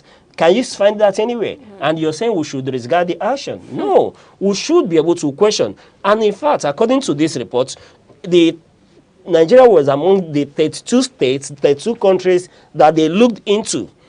And then they discovered that the fiscal policy in among these 32 nations was very poor. Do you understand? Yeah. And then that begins to call to account with the ease of doing business in Nigeria. People we've all complained about the ease of doing business in Nigeria. Is it transparent enough? Is it seamlessly? There are hurdles here and there. So the government shouldn't tell us to look away from this report. Rather, they should see to it that it becomes a more transparent procedure where we know who applied for so and so thing, that this award was given to so and so company, so and so individual. If you give Mr. Oluchukwu so contracts to procure so and so for the government, make it public. Yeah. Make public the process, the tendering and everything for which you've given Mr. Oluchukwu the award. If you give Mr. Christopher or Mr. Ola an award to procure medical equipment, make it public. Let's see the tendering for such procurement. Yeah. First of all, you have to publish. Do we really see publication for an art of procurement of government? Do we see that? So make it transparent enough, and then reports like this will not indict you, and they wouldn't waste space and time to tell us to disregard such reports. But in the end of the day, the transparency in fiscal space who will it help? It helps Nigeria the more, because it creates an enabling business environment, right? Yes, it creates an enabling business environment that will promote international macroeconomics and increase stability in microeconomics. This will allow even foreign investors to have confidence in your economy, to want to be able to come in, invest, then equally increasing the generality of the ease of doing business in your country as well. However, if this is well implemented, according to the report by the United States investigation on transparency on this procurement issue, you begin to see that this will help in being able to check money laundering in the nation. Yes. You understand? And then you begin to even give you access to check the risk that you run from financial crimes. The issue to be able to trace the terrorist financiers and all that we've been clamoring for. So when you have this level of transparency, you'll be able to check this. And then, what about government-owned major enterprises? They should be able to declare their debt status. They should be able to make it public. This should be public knowledge. It shouldn't be shrouded in secrecy and all that. Yeah. So until the government begins to look at this, and then we'll see that there is a transparency, we can't disregard the action or the publication from US concerning this sector. Okay. And then concluding by looking at the electricity sector, where on the Guardian, right? Yes. 24 states backpedaling from Electricity decentralization decentralization over tariff debt risk. You know, Debbie, the issue of why I'm laughing is that, you know, for over a decade now, we've been on the issue of power generation in the country, power distributions. We've done a lot of reforms to see to it that there's, that will in sort of sanctify this and then see to it that Nigerians enjoy availability of power. Yes, but along the line, as we journey along, we begin to see that a whole lot of challenges continue to emerge. And with this headline, you see that Nigeria's push for decentralization of electricity market is equally seeing hiccup. Remember that there has been an act, you understand, Electricity Act, that was signed and implemented since over 2 years now, called the Electricity Act, which empowers states, you understand, to equally participate in area of generation of electricity. And since this has been done, only about 12 states has gained autonomy to really generate. You understand, they've gained the autonomy to generate. But so far, Nigeria is enjoying only about 4,000 megawatts. Has the subnationals be able to generate anything to add to what the nation is generating? The answer is basically little or nothing, right? Yeah. So when you see headlines like this, you now begin to look, what are the issues here? For me, the bottom line here is that states wouldn't want to take responsibility, because no politician, no the subnationals doesn't want a situation whereby the people will see them as that government that increases tariff for their people. They don't want, when people are paying more for energy, they will say that is Governor Oluchukwu is during his era or during the era of Governor Debi that power was increased, that they had to pay more. You know, bringing it home to Enugu State, you saw the impasse with what happened when EERC, Enugu State Regulatory Commission, tried to reduce the tariff for band A's in Enugu State from 208 naira per kilowatt to 160 naira per kilowatt. You saw what happened. There was a fracas here and there. So there was, you understand, because according to the subnational shouldn't be able to fix price on what it didn't generate. How can you fix a price on a goods that you didn't manufacture? How do you know the cost of production and all that? So that became an impasse. So in looking at all this, in as much as yes, there's been a milestone covered in terms of power generation and distribution, but I call on our government, I call on the subnationals, we should equally sit down again and rethink this system and see the level of what we'll do to see that these situations, that the subnationals don't run away from the table, but everybody should come together and see how we'll increase what we're enjoying today, moving from 4,000 megawatts higher than that, and see that there's a seamless symbiosis between the subnationals and the national, at the area of national generation, right? And I was happy the other day when I saw a headline that Enugu State government pledges to generate some kilowatts from coal, that. So there are issues of gas turbine and others should equally be looked into. Let's see the way and possible way that we would congest attention on these 4,000 megawatts and see to it that the nation continue to enjoy seamless generation and distribution of power. Yeah, well, thank you very much for that. And please, please, and please do not forget that you can grab your physical copies from any of your favorite vendor or catch the e-paper online.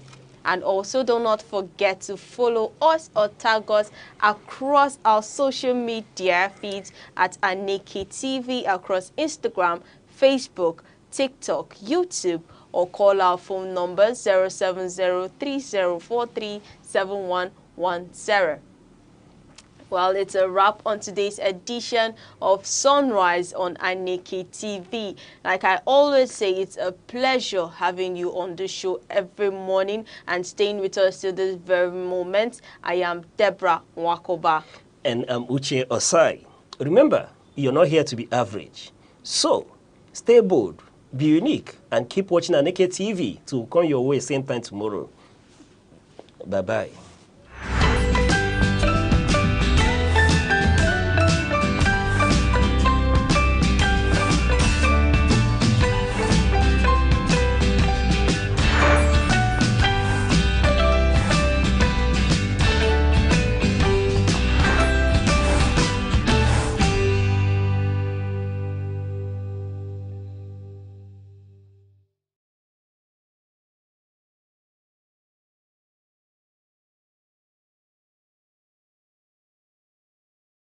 Enugu State is known for its rich culinary heritage, with various local government areas contributing their unique dishes and specialties.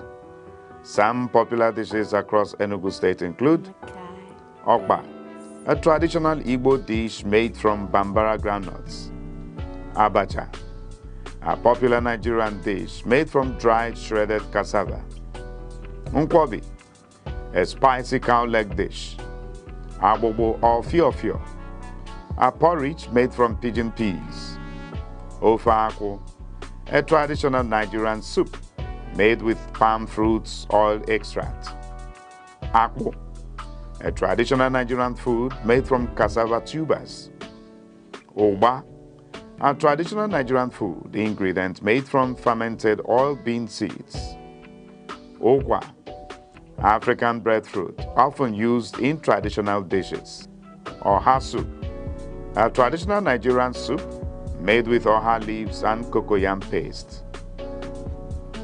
And going over to the local government areas, we begin in an Inri local government area, which is known for the following cassava-based dishes: gari, fufu, and processed flakes. Market-made snacks like the okpa, which is the Bambara nut cake, Akara-style bean fritters, and palm oil-based salads. Ogo local government is known for its hearty soups and stews, pepper soup variants and goats and Milton preparations, staples, yam and cassava. Enugu's local government area is known for their special delicacy nkwobi, isiewu, spicy cow leg, and street foods like pepper soup and grilled fish, and packaged traditional foods like dried abacha flakes and pre-packed okpa. And Enugu North is known for markets and ceremonial foods like abacha, smoked fish, oba, which is fermented oil bean, and roasted proteins. Enugu South is known for hospitality foods, which are abacha, okpa, nkwobi, okwa, and other southern Igbo staples. Ezeago is known for markets and ceremonial foods like abacha, smoked fish, oba, which is fermented oil bean, and roasted proteins. Enugu South is known for hospitality foods, which are abacha, okpa, nkwobi, okwa, and other southern Igbo staples. Ezeago also has the abacha and cassava-derived dishes, distinctive abacha preparations using dried and shredded cassava. Igbo Etiti local government is known for mixed staples like yam, cassava, and legumes with pigeon pea. They also have bean dishes like abobo, fiofio, and bean-based preparations. Igbo Eze North has rural produce like bambara nuts and cassava, as well as street breakfast items like okpa and akara. While Igbo Eze South has festive soups and cassava accompaniments like hearty soups and cassava derives like gari and fufu. In Isuzo local government area, the local government is known for highland crops like yam, tuber crops, and dried tuber dishes like variants, which is similar to achicha and abobo. Nkanu East also has the abacha styles and variants with different preparations using fresh native beans, fried ingredients, and local sauces of smoked fish. Nkanu West has yam and vegetable combos like festival dishes, combining tuber staples with special meat and seafood dressings. And Nseka is known for their okpa, achicha, and abacha. They are widely reported as common local specialties, and they have the delicacy made with corn known as ayarayoka. Oji River is known for cassava-derived snacks, abacha ingredients, okwa, smoked fish, and okpaka. Is known for trade hubs and market supply. Udenu is known for garden vegetables and accompaniments and dried tuber preparations like leafy green soups and dried tuber snacks. Udi local government is also known for cassava products and abacha, popular abacha preparations, and cassava-based products with various soups. Uzuwani local government area is known for riverine and food networks, which are the okwa, tubers such as yam and cassava, and vegetable soups with their various ways of preparation, and also their festival cooking, which is a locally caught fish and smoked proteins. Enugu State government recently launched a comprehensive youth policy designed to place young people at the center of the state's development process and creating an enabling environment for their growth and empowerment. This is the first time the state will have a dedicated policy for youth development. The 58-page policy document is aimed at harnessing the potential of young people as critical drivers of sustainable development. Unveiling the policy at the International Conference Center, ICC, Enugu, Governor Peter Mba, who was represented by the Commissioner for Youth and Sports, Mr. Lloyd Ekweremadu, described young people in the state as the heartbeat of Enugu State. The youth are the heartbeat of Enugu State. They constitute the energy, creativity, and vision that drive our development. Yet, for too long, their potential has been underutilized. This youth policy is our bold response to that challenge. It is a roadmap that captures the aspirations of our young people and aligns them with the development agenda of our dear state. Governor Mba said that Enugu Youth Policy is the outcome of rigorous consultations, robust engagements, and collaborative efforts. In his goodwill message, the Executive Director, South Saharan Social Development Organization, Dr. Stanley Lechuku, said the organization believes that young people are not just leaders of tomorrow, they are the strength of today. And that was why they gave their support when the process of developing the policy began. We believe that young people are not just leaders of tomorrow, they're the strengths of today. And that is why when we began this process with Action Aid, we were glad to stand behind it.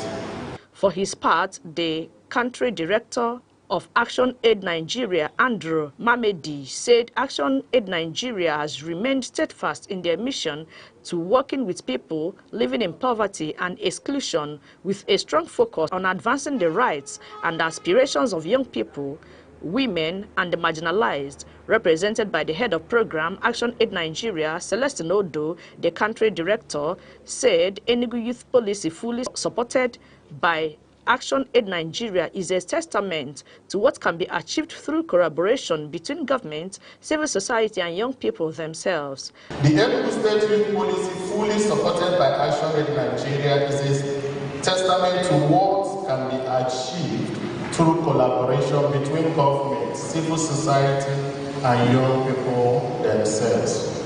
It provides a framework that prioritizes young youth development, empowerment, participation in governance, education, employment, climate actions, entrepreneurship, social justice. Mr. Wilfred Emeko KK, who is a consultant, Enugu State Youth Policy, emphasized that and their valuable assets while stating its visions and objectives to develop strategies to better the lives of the youths. Enugu State recognizes the importance and perhaps indispensable role of its youth in promoting sustainable development and addressing socio-economic challenges.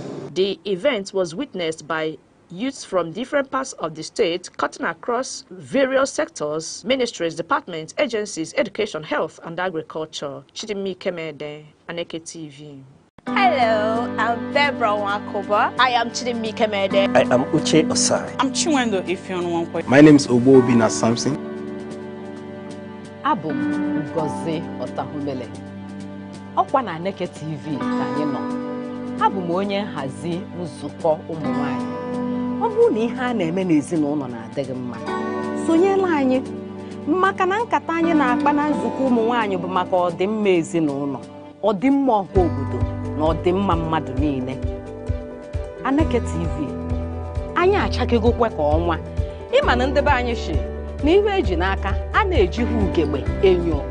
Ọ bụkwa na ihe anyị na-eme na-amasị gị, sonyela anyị na Aneke TV. Sonyela anyị na ebe ihe ndị mmadụ na-ekiri na social media. Please keep watching Aneke TV, or you can visit us on our socials like Instagram, Facebook, X, TikTok, or YouTube, all at Aneke TV. This is Aneke TV. We move with the world.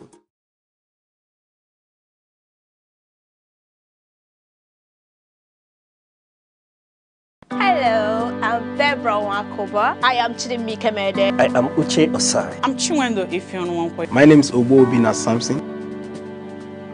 Abum Ngozi Otahumele. Ọkwa na Aneke TV ka anyị nọ. Abum onye nhazi nzukọ ụmụ nwanyị. Ọ bụrụ na ihe a na-eme n'ezinụlọ na-adịghị mma, sonyela anyị. Maka na nkata anyị na-akpa na nzukọ ụmụ nwanyị bụ maka ọdịmma ezinụlọ, ọdịmma ọha obodo, na ọdịmma mmadụ niile. Aneke TV, anyị achakegokwe ka ọnwa. Ịma na ndebe anyị shi na ihe eji n'aka a na-eji ha ugegbe enyo. Ọ bụkwa na ihe anyị na-eme na-amasị gị, sonyela anyị na Aneke TV.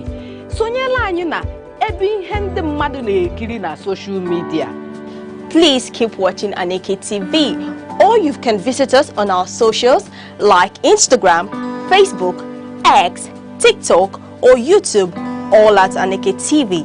This is Aneke TV. We move with the world.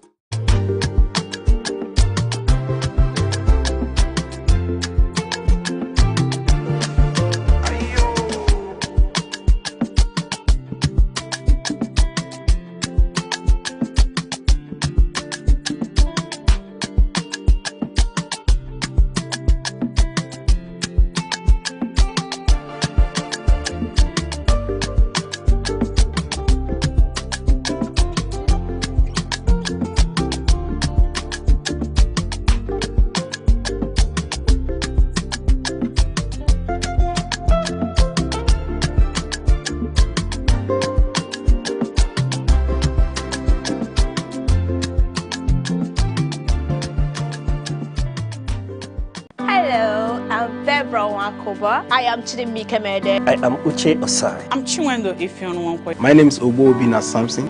Please keep watching Aneke TV, or you can visit us on our socials like Instagram, Facebook, X, TikTok, or YouTube, all at Aneke TV. This is Aneke TV. We move with the world. Enugu State is known for its rich culinary heritage, with various local government areas contributing their unique dishes and specialties.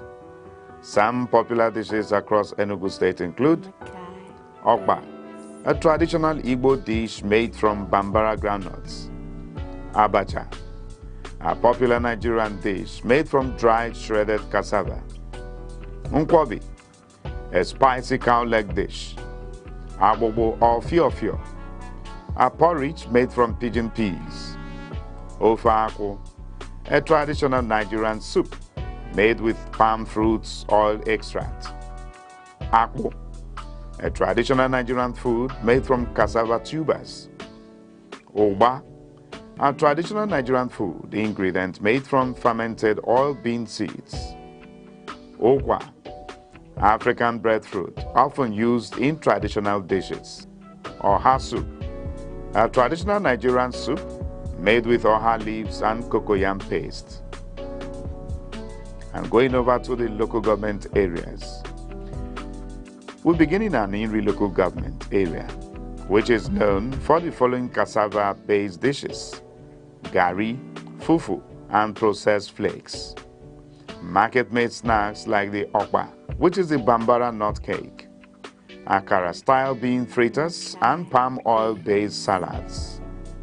Ogu local government is known for its hearty soups and stews, pepper soup variants and goats and Milton preparations, staples, yam and cassava. Enugu's local government area is known for their special delicacy nkwobi, isiewu, spicy cow leg, and street foods like pepper soup and grilled fish, and packaged traditional foods like dried abacha flakes and pre-packed okpa. And Enugu North is known for markets and ceremonial foods like abacha, smoked fish, ogba, which is fermented oil bean, and roasted proteins. Enugu South is known for hospitality foods, which are abacha, okpa, nkwobi, okwa, and other southern Igbo staples. Ezeago is known for markets and ceremonial foods like abacha, smoked fish, ogba, which is fermented oil bean, and roasted proteins.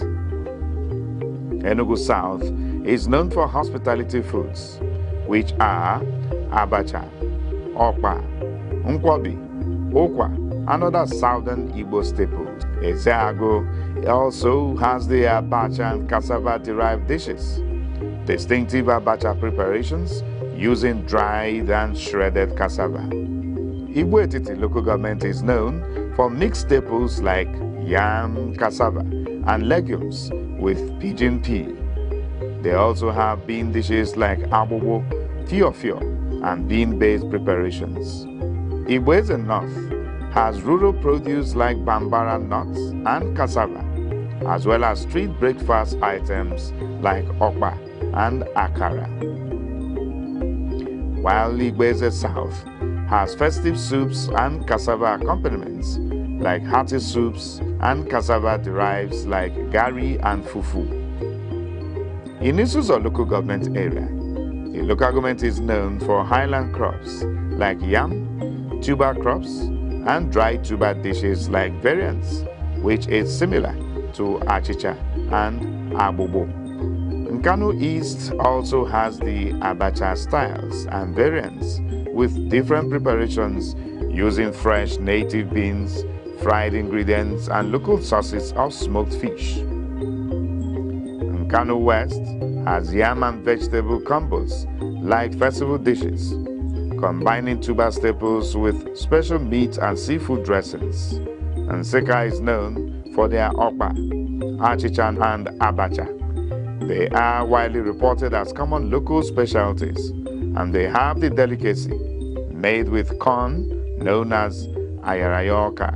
Oji River is known for cassava-derived snacks, abacha ingredients, okwa, smoked fish, and okpaka is known for trade hubs and market supply. Udenu is known for garden vegetables and accompaniments and dry tuber preparations like leafy green soups and dry tuber snacks.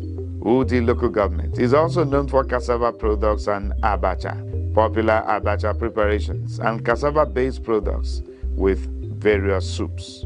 Uzuwani local government area is known for riverine and food networks, which are the okwa, tubers such as yam and cassava, and vegetable soups with their various ways of preparation, and also their festival cooking, which is a locally caught fish and smoked proteins. Enugu State government recently launched a comprehensive youth policy designed to place young people at the center of the state's development process and creating an enabling environment for their growth and empowerment. This is the first time the state will have a dedicated policy for youth development. The 58-page policy document is aimed at harnessing the potential of young people as critical drivers of sustainable development. Unveiling the policy at the International Conference Center, ICC, Enugu, Governor Peter Mba, who was represented by the Commissioner for Youth and Sports, Mr. Lloyd Ekweremadu, described young people in the state as the heartbeat of Enugu State. The youth are the heartbeat of Enugu State. They constitute the energy, creativity, and vision that drive our development. Yet, for too long, their potential has been underutilized. This youth policy is our bold response to that challenge. It is a roadmap that captures the aspirations of our young people and aligns them with the development agenda of our dear state. Governor Mba said that Enugu Youth Policy is the outcome of rigorous consultations, robust engagements, and collaborative efforts. In his goodwill message, the Executive Director, South Saharan Social Development Organization, Dr. Stanley Lechuku, said the organization believes that young people are not just leaders of tomorrow, they are the strength of today. And that was why they gave their support when the process of developing the policy began. We believe that young people are not just leaders of tomorrow, they're the strengths of today. And that is why when we began this process with Action Aid, we were glad to stand behind it. For his part, the country director of Action Aid Nigeria, Andrew Mamedi, said Action Aid Nigeria has remained steadfast in their mission to working with people living in poverty and exclusion with a strong focus on advancing the rights and aspirations of young people, women, and the marginalized. Represented by the head of program, Action Aid Nigeria, Celestine Odo, the country director, said Enugu Youth Policy, fully supported by Action Aid Nigeria, is a testament to what can be achieved through collaboration between government, civil society, and young people themselves. The Enugu State Youth Policy, fully supported by Action Aid Nigeria, is a testament to what can be achieved through collaboration between government, civil society, and young people themselves. It provides a framework that prioritizes young youth development, empowerment, participation in governance, education, employment, climate actions, entrepreneurship, social justice. Mr. Wilfred Emeko KK, who is the consultant Enugu State Youth Policy, emphasized that and their valuable assets while stating its visions and objectives to develop strategies to better the lives of the youths. Enugu State recognizes the important and perhaps indispensable role of its youth in promoting sustainable development and addressing socio-economic challenges. The event was witnessed by youths from different parts of the state, cutting across various sectors, ministries, departments, agencies, education, health, and agriculture. Chidimi Kemede, Aneke TV. Hello, I'm Debra Wakoba. I am Chidimi Kemede. I am Uche Osai. I'm Chinwendo Ifeonwankwe. My name is Obina Samson. Abum Ngozi Otahumele. Ọkwa na Aneke TV ka anyị nọ. Abum onye nhazi nzukọ ụmụ nwanyị. Ọ bụrụ na ihe a na-eme n'ezinụlọ na-adịghị mma, sonyela anyị maka na nkata anyị na-akpa na nzukọ ụmụ nwanyị bụ maka ọdịmma ezinụlọ, ọdịmma ọha obodo na ọdịmma mmadụ niile. Aneke TV, anyị achakegokwe ka ọnwa. Ịma na ndị be anyị shi na ihe eji n'aka a na-eji ha ugegbe enyo. Ọ bụkwa na ihe anyị na-eme na-amasị, sonyela anyị na Aneke TV. Sonyela anyị na ebe ihe ndị mmadụ na-ekiri na social media. Please keep watching Aneke TV, or you can visit us on our socials like Instagram, Facebook, X, TikTok, or YouTube, all at Aneke TV. This is Aneke TV. We move with the world.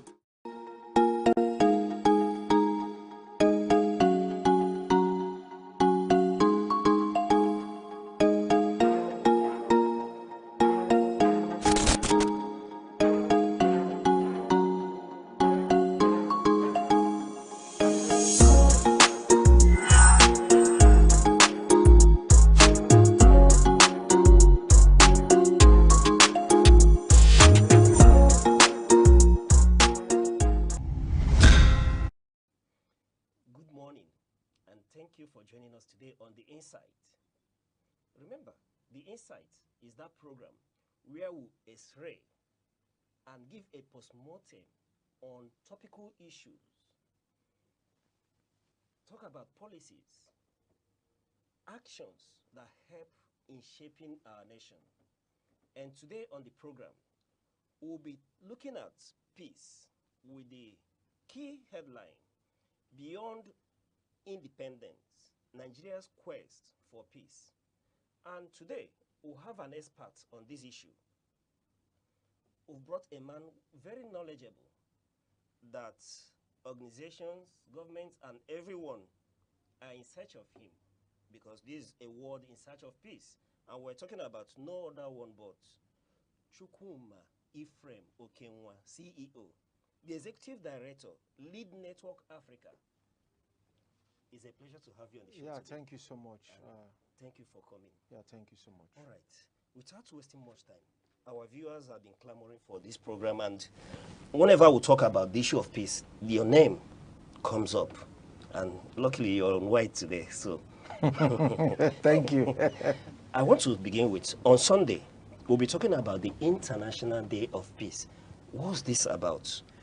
You know, it's a day set aside by the United Nations, and by extension, you can say the international community, because UN, unlike some people assume maybe UN as one of an NGO, it's not an NGO. It's actually an intergovernmental organization.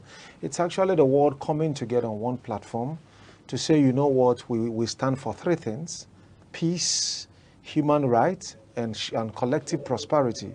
You know, shared development. That's like the three major mandates of the United Nations. And the UN, you know, came as a result of the world wars and the need to forestall the occurrence of a third world war.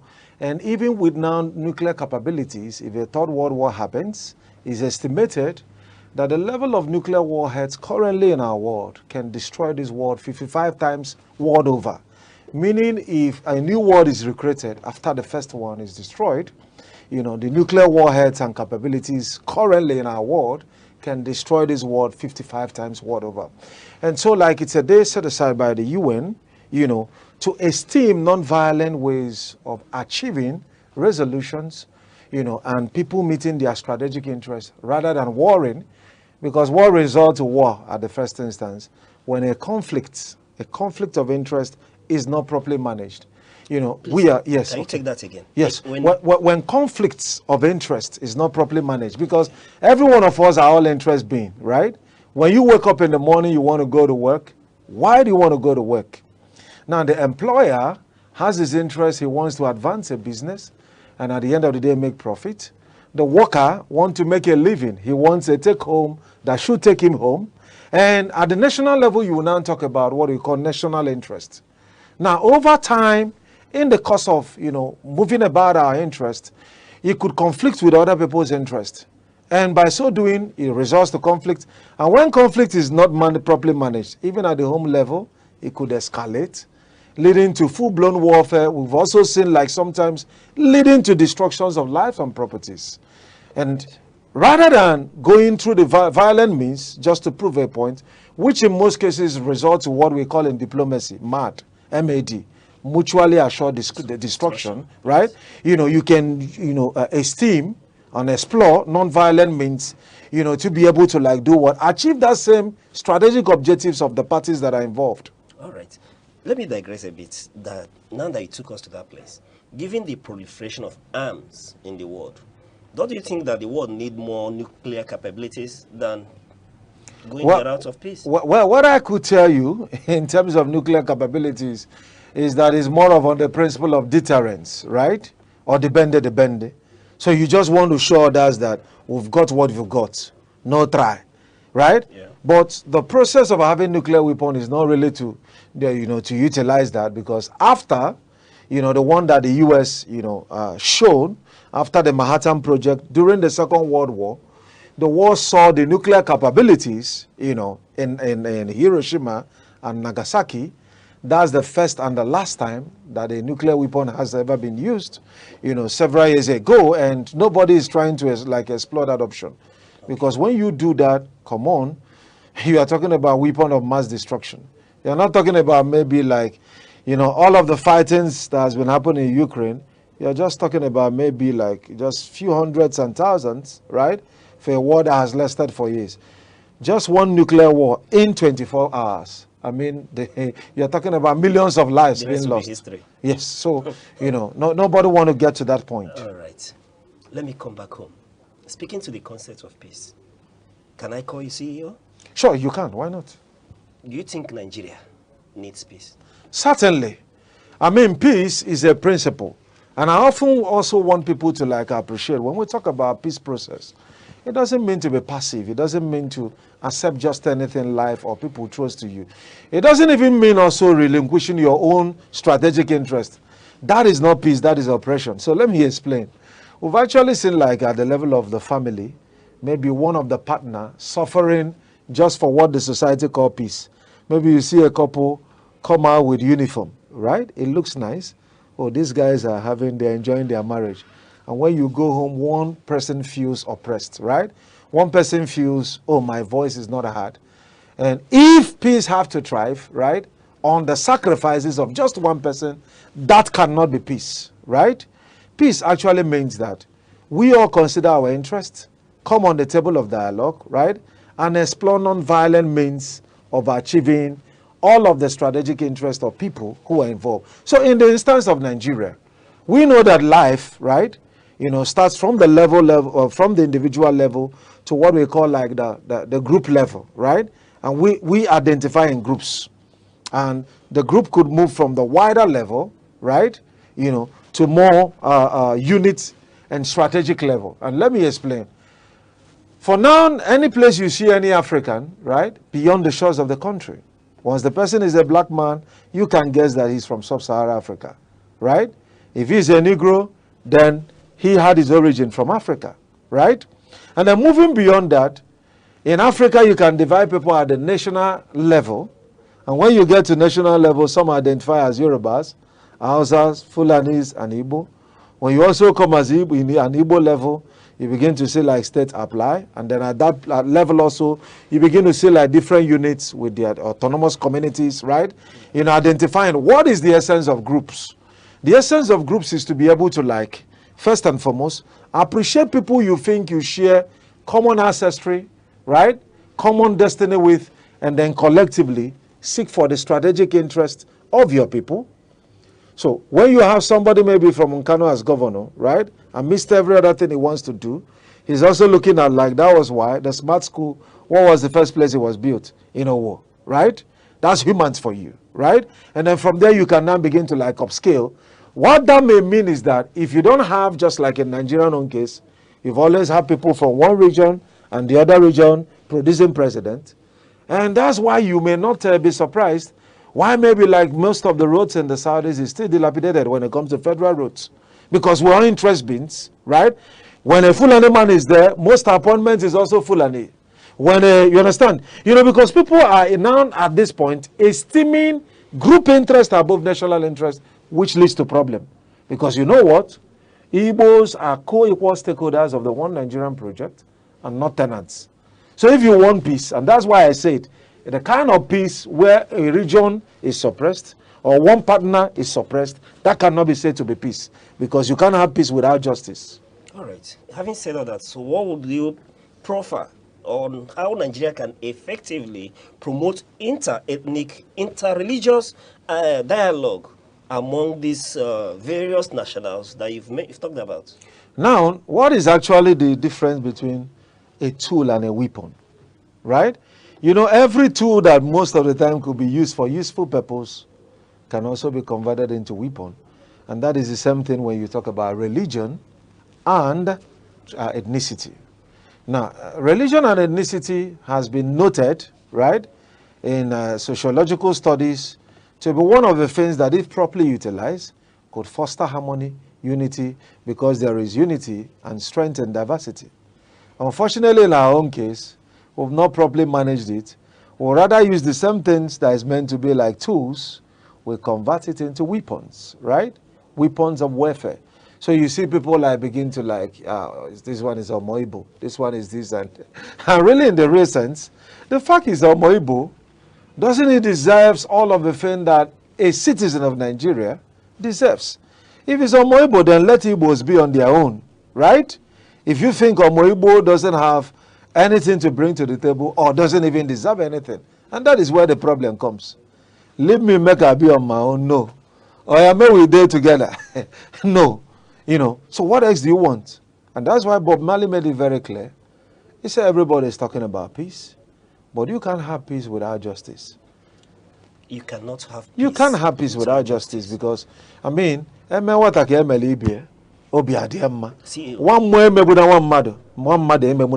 mean? And that was what that simply means is that, you know, what is good for the geese is good for the gander. So what is good for you, right, if we are partners, should also be considered for me. CEO. And when that is done, everybody's happy. CEO. Yes. From your postulation, it seems that you feel that the Nigerian government has not been just to the Igbo man. Certainly. And in this, we will tell it to Oyocha person clearly that there is clear case of marginalization, right? Clear case of marginalization against the Igbos is very clear, right? And I'm not trying to sound sensational. I mean, as an analyst and an objective one at what that, right?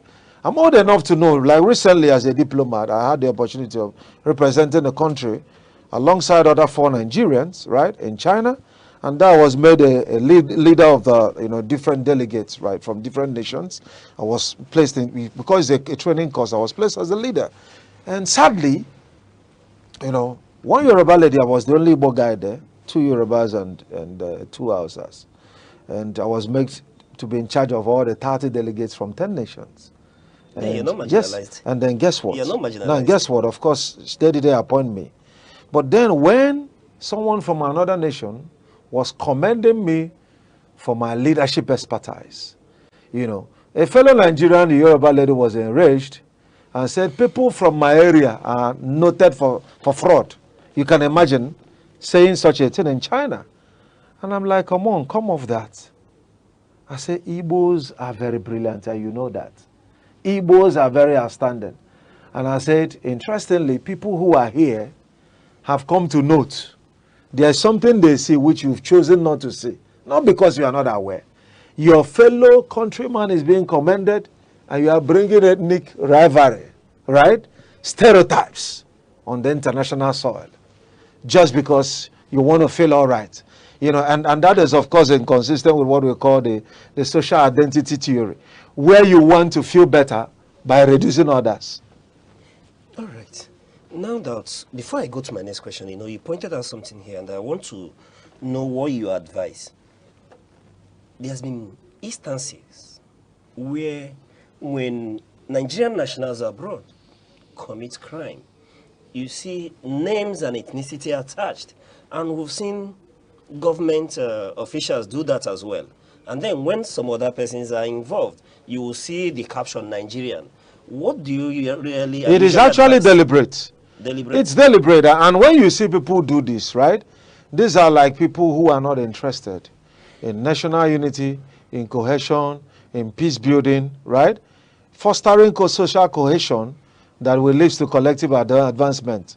You know, like when someone don't have a national interest, he is our own. Even if he's incompetent, let him be there, right? I mean, but one of the things Igbos have been noted for is that to some extent, we could be Republican, right? If an Igbo man is at the helm of our affair, he doesn't really care so much about, oh, if you are from his same ethnic group, even though that's an error in its own regard. But creating a balance would actually be when you are doing that genuinely because of national interest. You can actually place people who are competent above those who are incompetent. Because at the end of the day, incompetent people, we always create a lacuna. There will be a gap.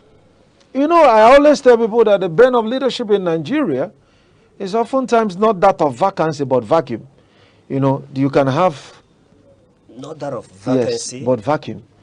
That is the mad in What does that mean? You know, a situation where like you can enter some states and be wondering, is there a governor here? Right? Literally, you can see absence of leadership. So when you check, as at the last time you check the government house, there is somebody sitting there as His Excellency, right? But then when you look at what an excellency should do to confirm leadership in a state, you see clearly there is vacuum. So when people say there is no vacancy come 2027, I also say they should be more concerned whether there is a vacuum, not just all about holding to power, but also delivering on their mandate. All right. See, you know, usually when one runs into men like you, we're conflicted often with looking internationally and nationally. However, I want to ask a direct question before I go. Do you advise this government, I mean the state government? Well, what I can tell you the best is that from 2016 to date, there's no government in power, both state and national, where we've not played a critical strategic role. You know, for some reasons, probably I may not be specific, but just know that I critically play a role. You know, I mean, you can't have someone like me in this nation, even if you don't like my face, you must want like what I'm able to bring to the table. All right. So that's the much I can say. All right. Let me start my question that was coming since we are home. I want to know what you advise as regards the role of traditional rulers and community influencers in what they should do, the role they should play to ensure sustainable peace across the diverse region. Bearing in mind, yes, the yes. ethnicities. So look at the thing. Like I always tell people, first and foremost, if you don't know where you are coming from, you don't know where you are going to. I just spoke about the social identity theory, where you want to like make others feel less just because you want to feel better. And do you know who those that do that? No. Those who don't take time to build what they have got, build their strength, right? They will rather look at weaknesses of others, expand it, right? And try to make something big out of it. You ask a typical Yoruba governor, deliver good leadership with your people. Or working on the Igbo not there. It's the Igbos that are here. They are this, they are that. Meanwhile, there is no part of Nigeria that is immune from bad leadership. You know, how you will know that we're actually connected in some regard as nations men is The same thing Hausas are complaining, Igbos are complaining. If there is like really any culture in Nigeria where you go there, you discover all their governors are excellent, empowering young people, creating opportunities. In some few instances, you could see like governors making impact in infrastructure. But of course, what would you expect? What would you have said is the justification for all of the public funds, right?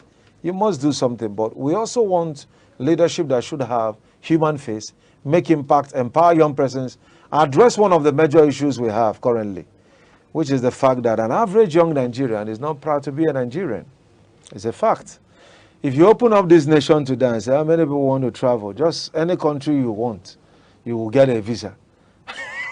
My brother, I tell you, up to 80% might leave this country. Because many young persons now who are still here, it's probably because they don't have the means to leave. Once there is the means, I mean, Japa is a trend. It's something even like when you travel out as a Nigerian, for some that have been following the trend, they will just say, what is Japa, right? And they want to know because, I mean, an average Nigerian, right, have that, that mindset. In fact, even before people finish studying nursing and medicine, they're already planning whether to settle in Canada or maybe UK. But the way you have to stop that is not coming up with policy framework that is restrictive but inclusive, right? What is the challenge? Why are they living? Is it because there is any place where it could be better serving another man's country than your own country? That couldn't be the reason. The reason oftentimes is people naturally as humans will tilt towards where we feel we are appreciated more, right?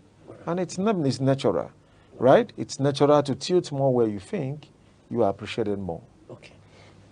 So far, I could infer from our discussion that government, both at the national, the state level, are the culprits when we talk about peace in Nigeria. Do you? Yeah. So some governors could play strategic role in fostering peace. They could also use divisive politics, right? Now, and if you want to make a sense of all of these things, politics is like it's the foundation of everything, right? Because even when you talk about diplomacy, negotiation, it can all be frustrated through political might. A case study of Ukraine and Russia, right? Where there has been some attempts at peace deal. If you're a diplomat and once the politician in charge of your country calls you and say, you know what, don't strike that deal. You know what, withdraw at this point. All you just have to say is, yes, sir. Even if you're a professor of diplomacy and have esteemed that the pact that was reached, right, or would be reached, would be a win-win, for the warring nations, right? Yeah. So if governors could begin to, more and more, or rather, because it's not going to be an automatic process, if people over time could begin to, have you ever realized that sometimes leaders, whoever, either at the national level like Mugabe, whoever ended up accusing the white people they are this, they are a problem, you give them leadership, became some of the greatest failure. Pan-African, they just talk about we are Pan-African, we love African people. Look at M7, Museveni, right? Yes. He keeps talking about African, challenge white people. Or I do what the white people have done to their countrymen. I remember in Nairobi, like meeting somebody from Gambia. When you look at their money, someone can carry 50,000, what do they, shillings, what's the name of that country? Ugandan shilling, right? Yes. Like and I say your money is nothing compared to the Naira, right? I mean, this is what the impact of poor leadership. Meanwhile, when they are talking about against, the white people, the West, you might think they are actually interested in their people. So I would tell citizens, don't be diversionary. When people want to point as the problem as the others. Meanwhile, when it comes to looking within and, fixing some of those basic things, right? They wouldn't do that. They would rather want to move you, to turn against those who meritoriously making ends for themselves, right? Like we see recently what began to happen in Lagos. Dispossession of some lands owned by Indigbos, destruction of P2B's brothers' building, changing of the names of some streets, some historical legacies, right? just because you are Mr. Governor, right? I mean, that shouldn't be in a multicultural and multi-ethnic nation like Nigeria. Yeah. That is sad to think of the least. But guess what? In politics, right? Normally in poetry and in literature, we say wishes were horses, beggars would ride, right? Yes. In politics, wishes are actually possibilities.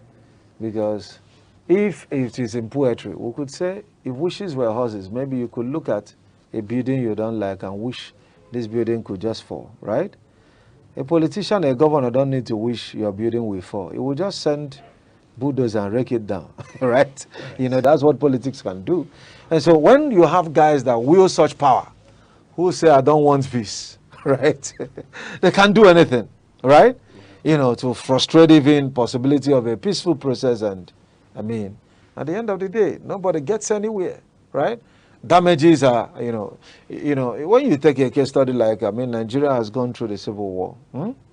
When people don't sit back, first on the run, constitution is visibly. We see like a particular region, not being fairly treated, right? All right. There should be inclusion. All right. Speaking to you, I'm conflicted between being Nigerian or looking at the Pan-Africanism or going into world issues. However, let me stick to Nigeria. In your opinion, what are the strategies that you usually would proffer or you want the nation to consider when it talks about promoting peace in Nigeria? Bearing in mind what the issue you've mentioned about Lagos. Can you tell us specific? Yes. So what I would say in terms of that, we actually need leaders who will understand that you don't rise by, pulling others down, right? So to some people, somebody told me a funny story the other day, right? Two brothers struggling, and at a point, one decided to make a move that made impact in his life, and he started making it.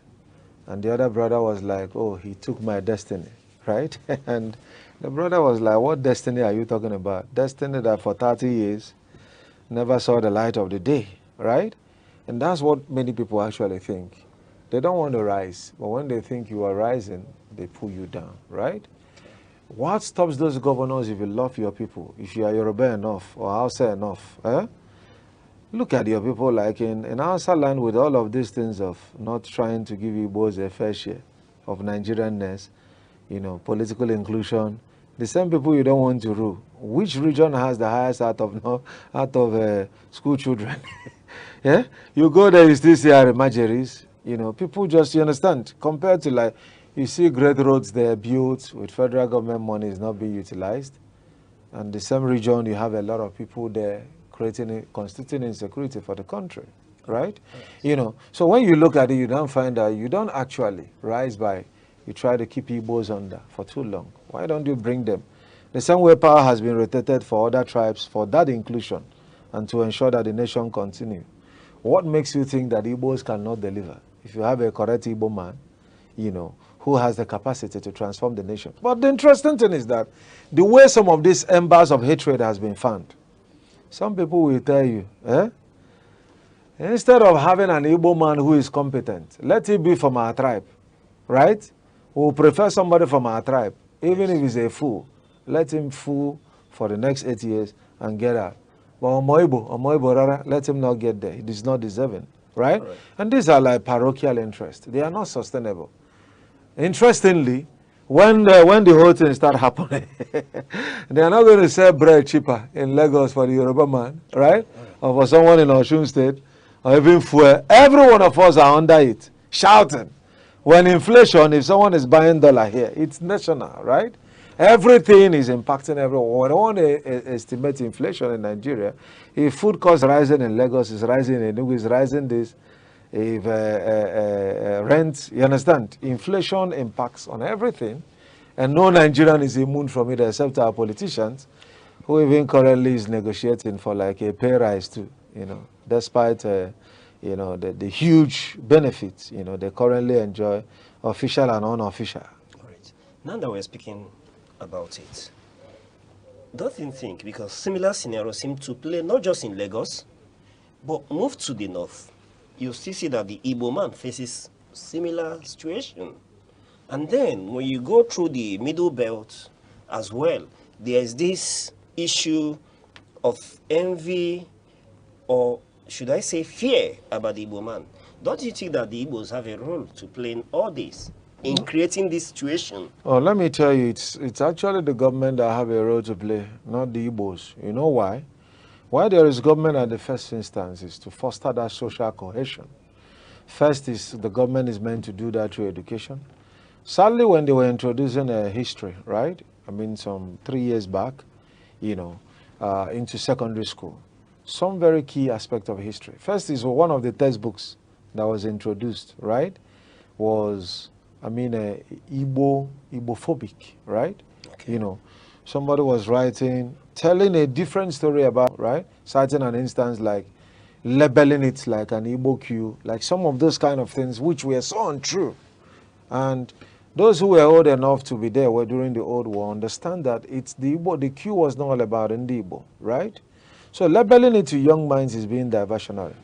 Because education in its very self is one of the ways to foster people to like any campaign that is being run by the National Orientation Agency, Sometimes they can also degrade the agency into a political tool, where you begin to see people just talk about, what the administration, they did better when they were MAMSA, right?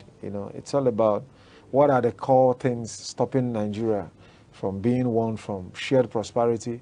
These are the things that the National Orientation Agency should do, right? Consistently. Educate people, and by the time you begin to advance this, address those stereotypes, consistently there should be some forms of engagement with traditional rulers, with religious leaders. These guys wield so much of influence that is a criminal. You're already looking at the person as a criminal because he doesn't share the same faith with you. That's complete wrong nonsense. That should not happen in a nation. The essence of, since the Constitution provides for freedom of religion, any religion you are into, any claim you have, just ensure, either ancestrally, when somebody wakes up from the left side of the moon and say, Henry came from heaven, or Dudua, voice of God, this one, just different kind of stories. And, and that is why there is room for variety. There's no consistent theory, one theory maybe on origin of man, right? People believe different things. Some believe in story of creation, evolution, myths and legend. It's all there. Whatever thing you believe in your own time, you leave the space when the time comes. Others continue and believe in whatever thing they believe in, right? And life goes on. All right. On that note, we'll go on a short break. And when we return, we'll continue to listen to the words of wisdom and intelligence emanating from the CEO himself, Chukwuma Ephraim. Example.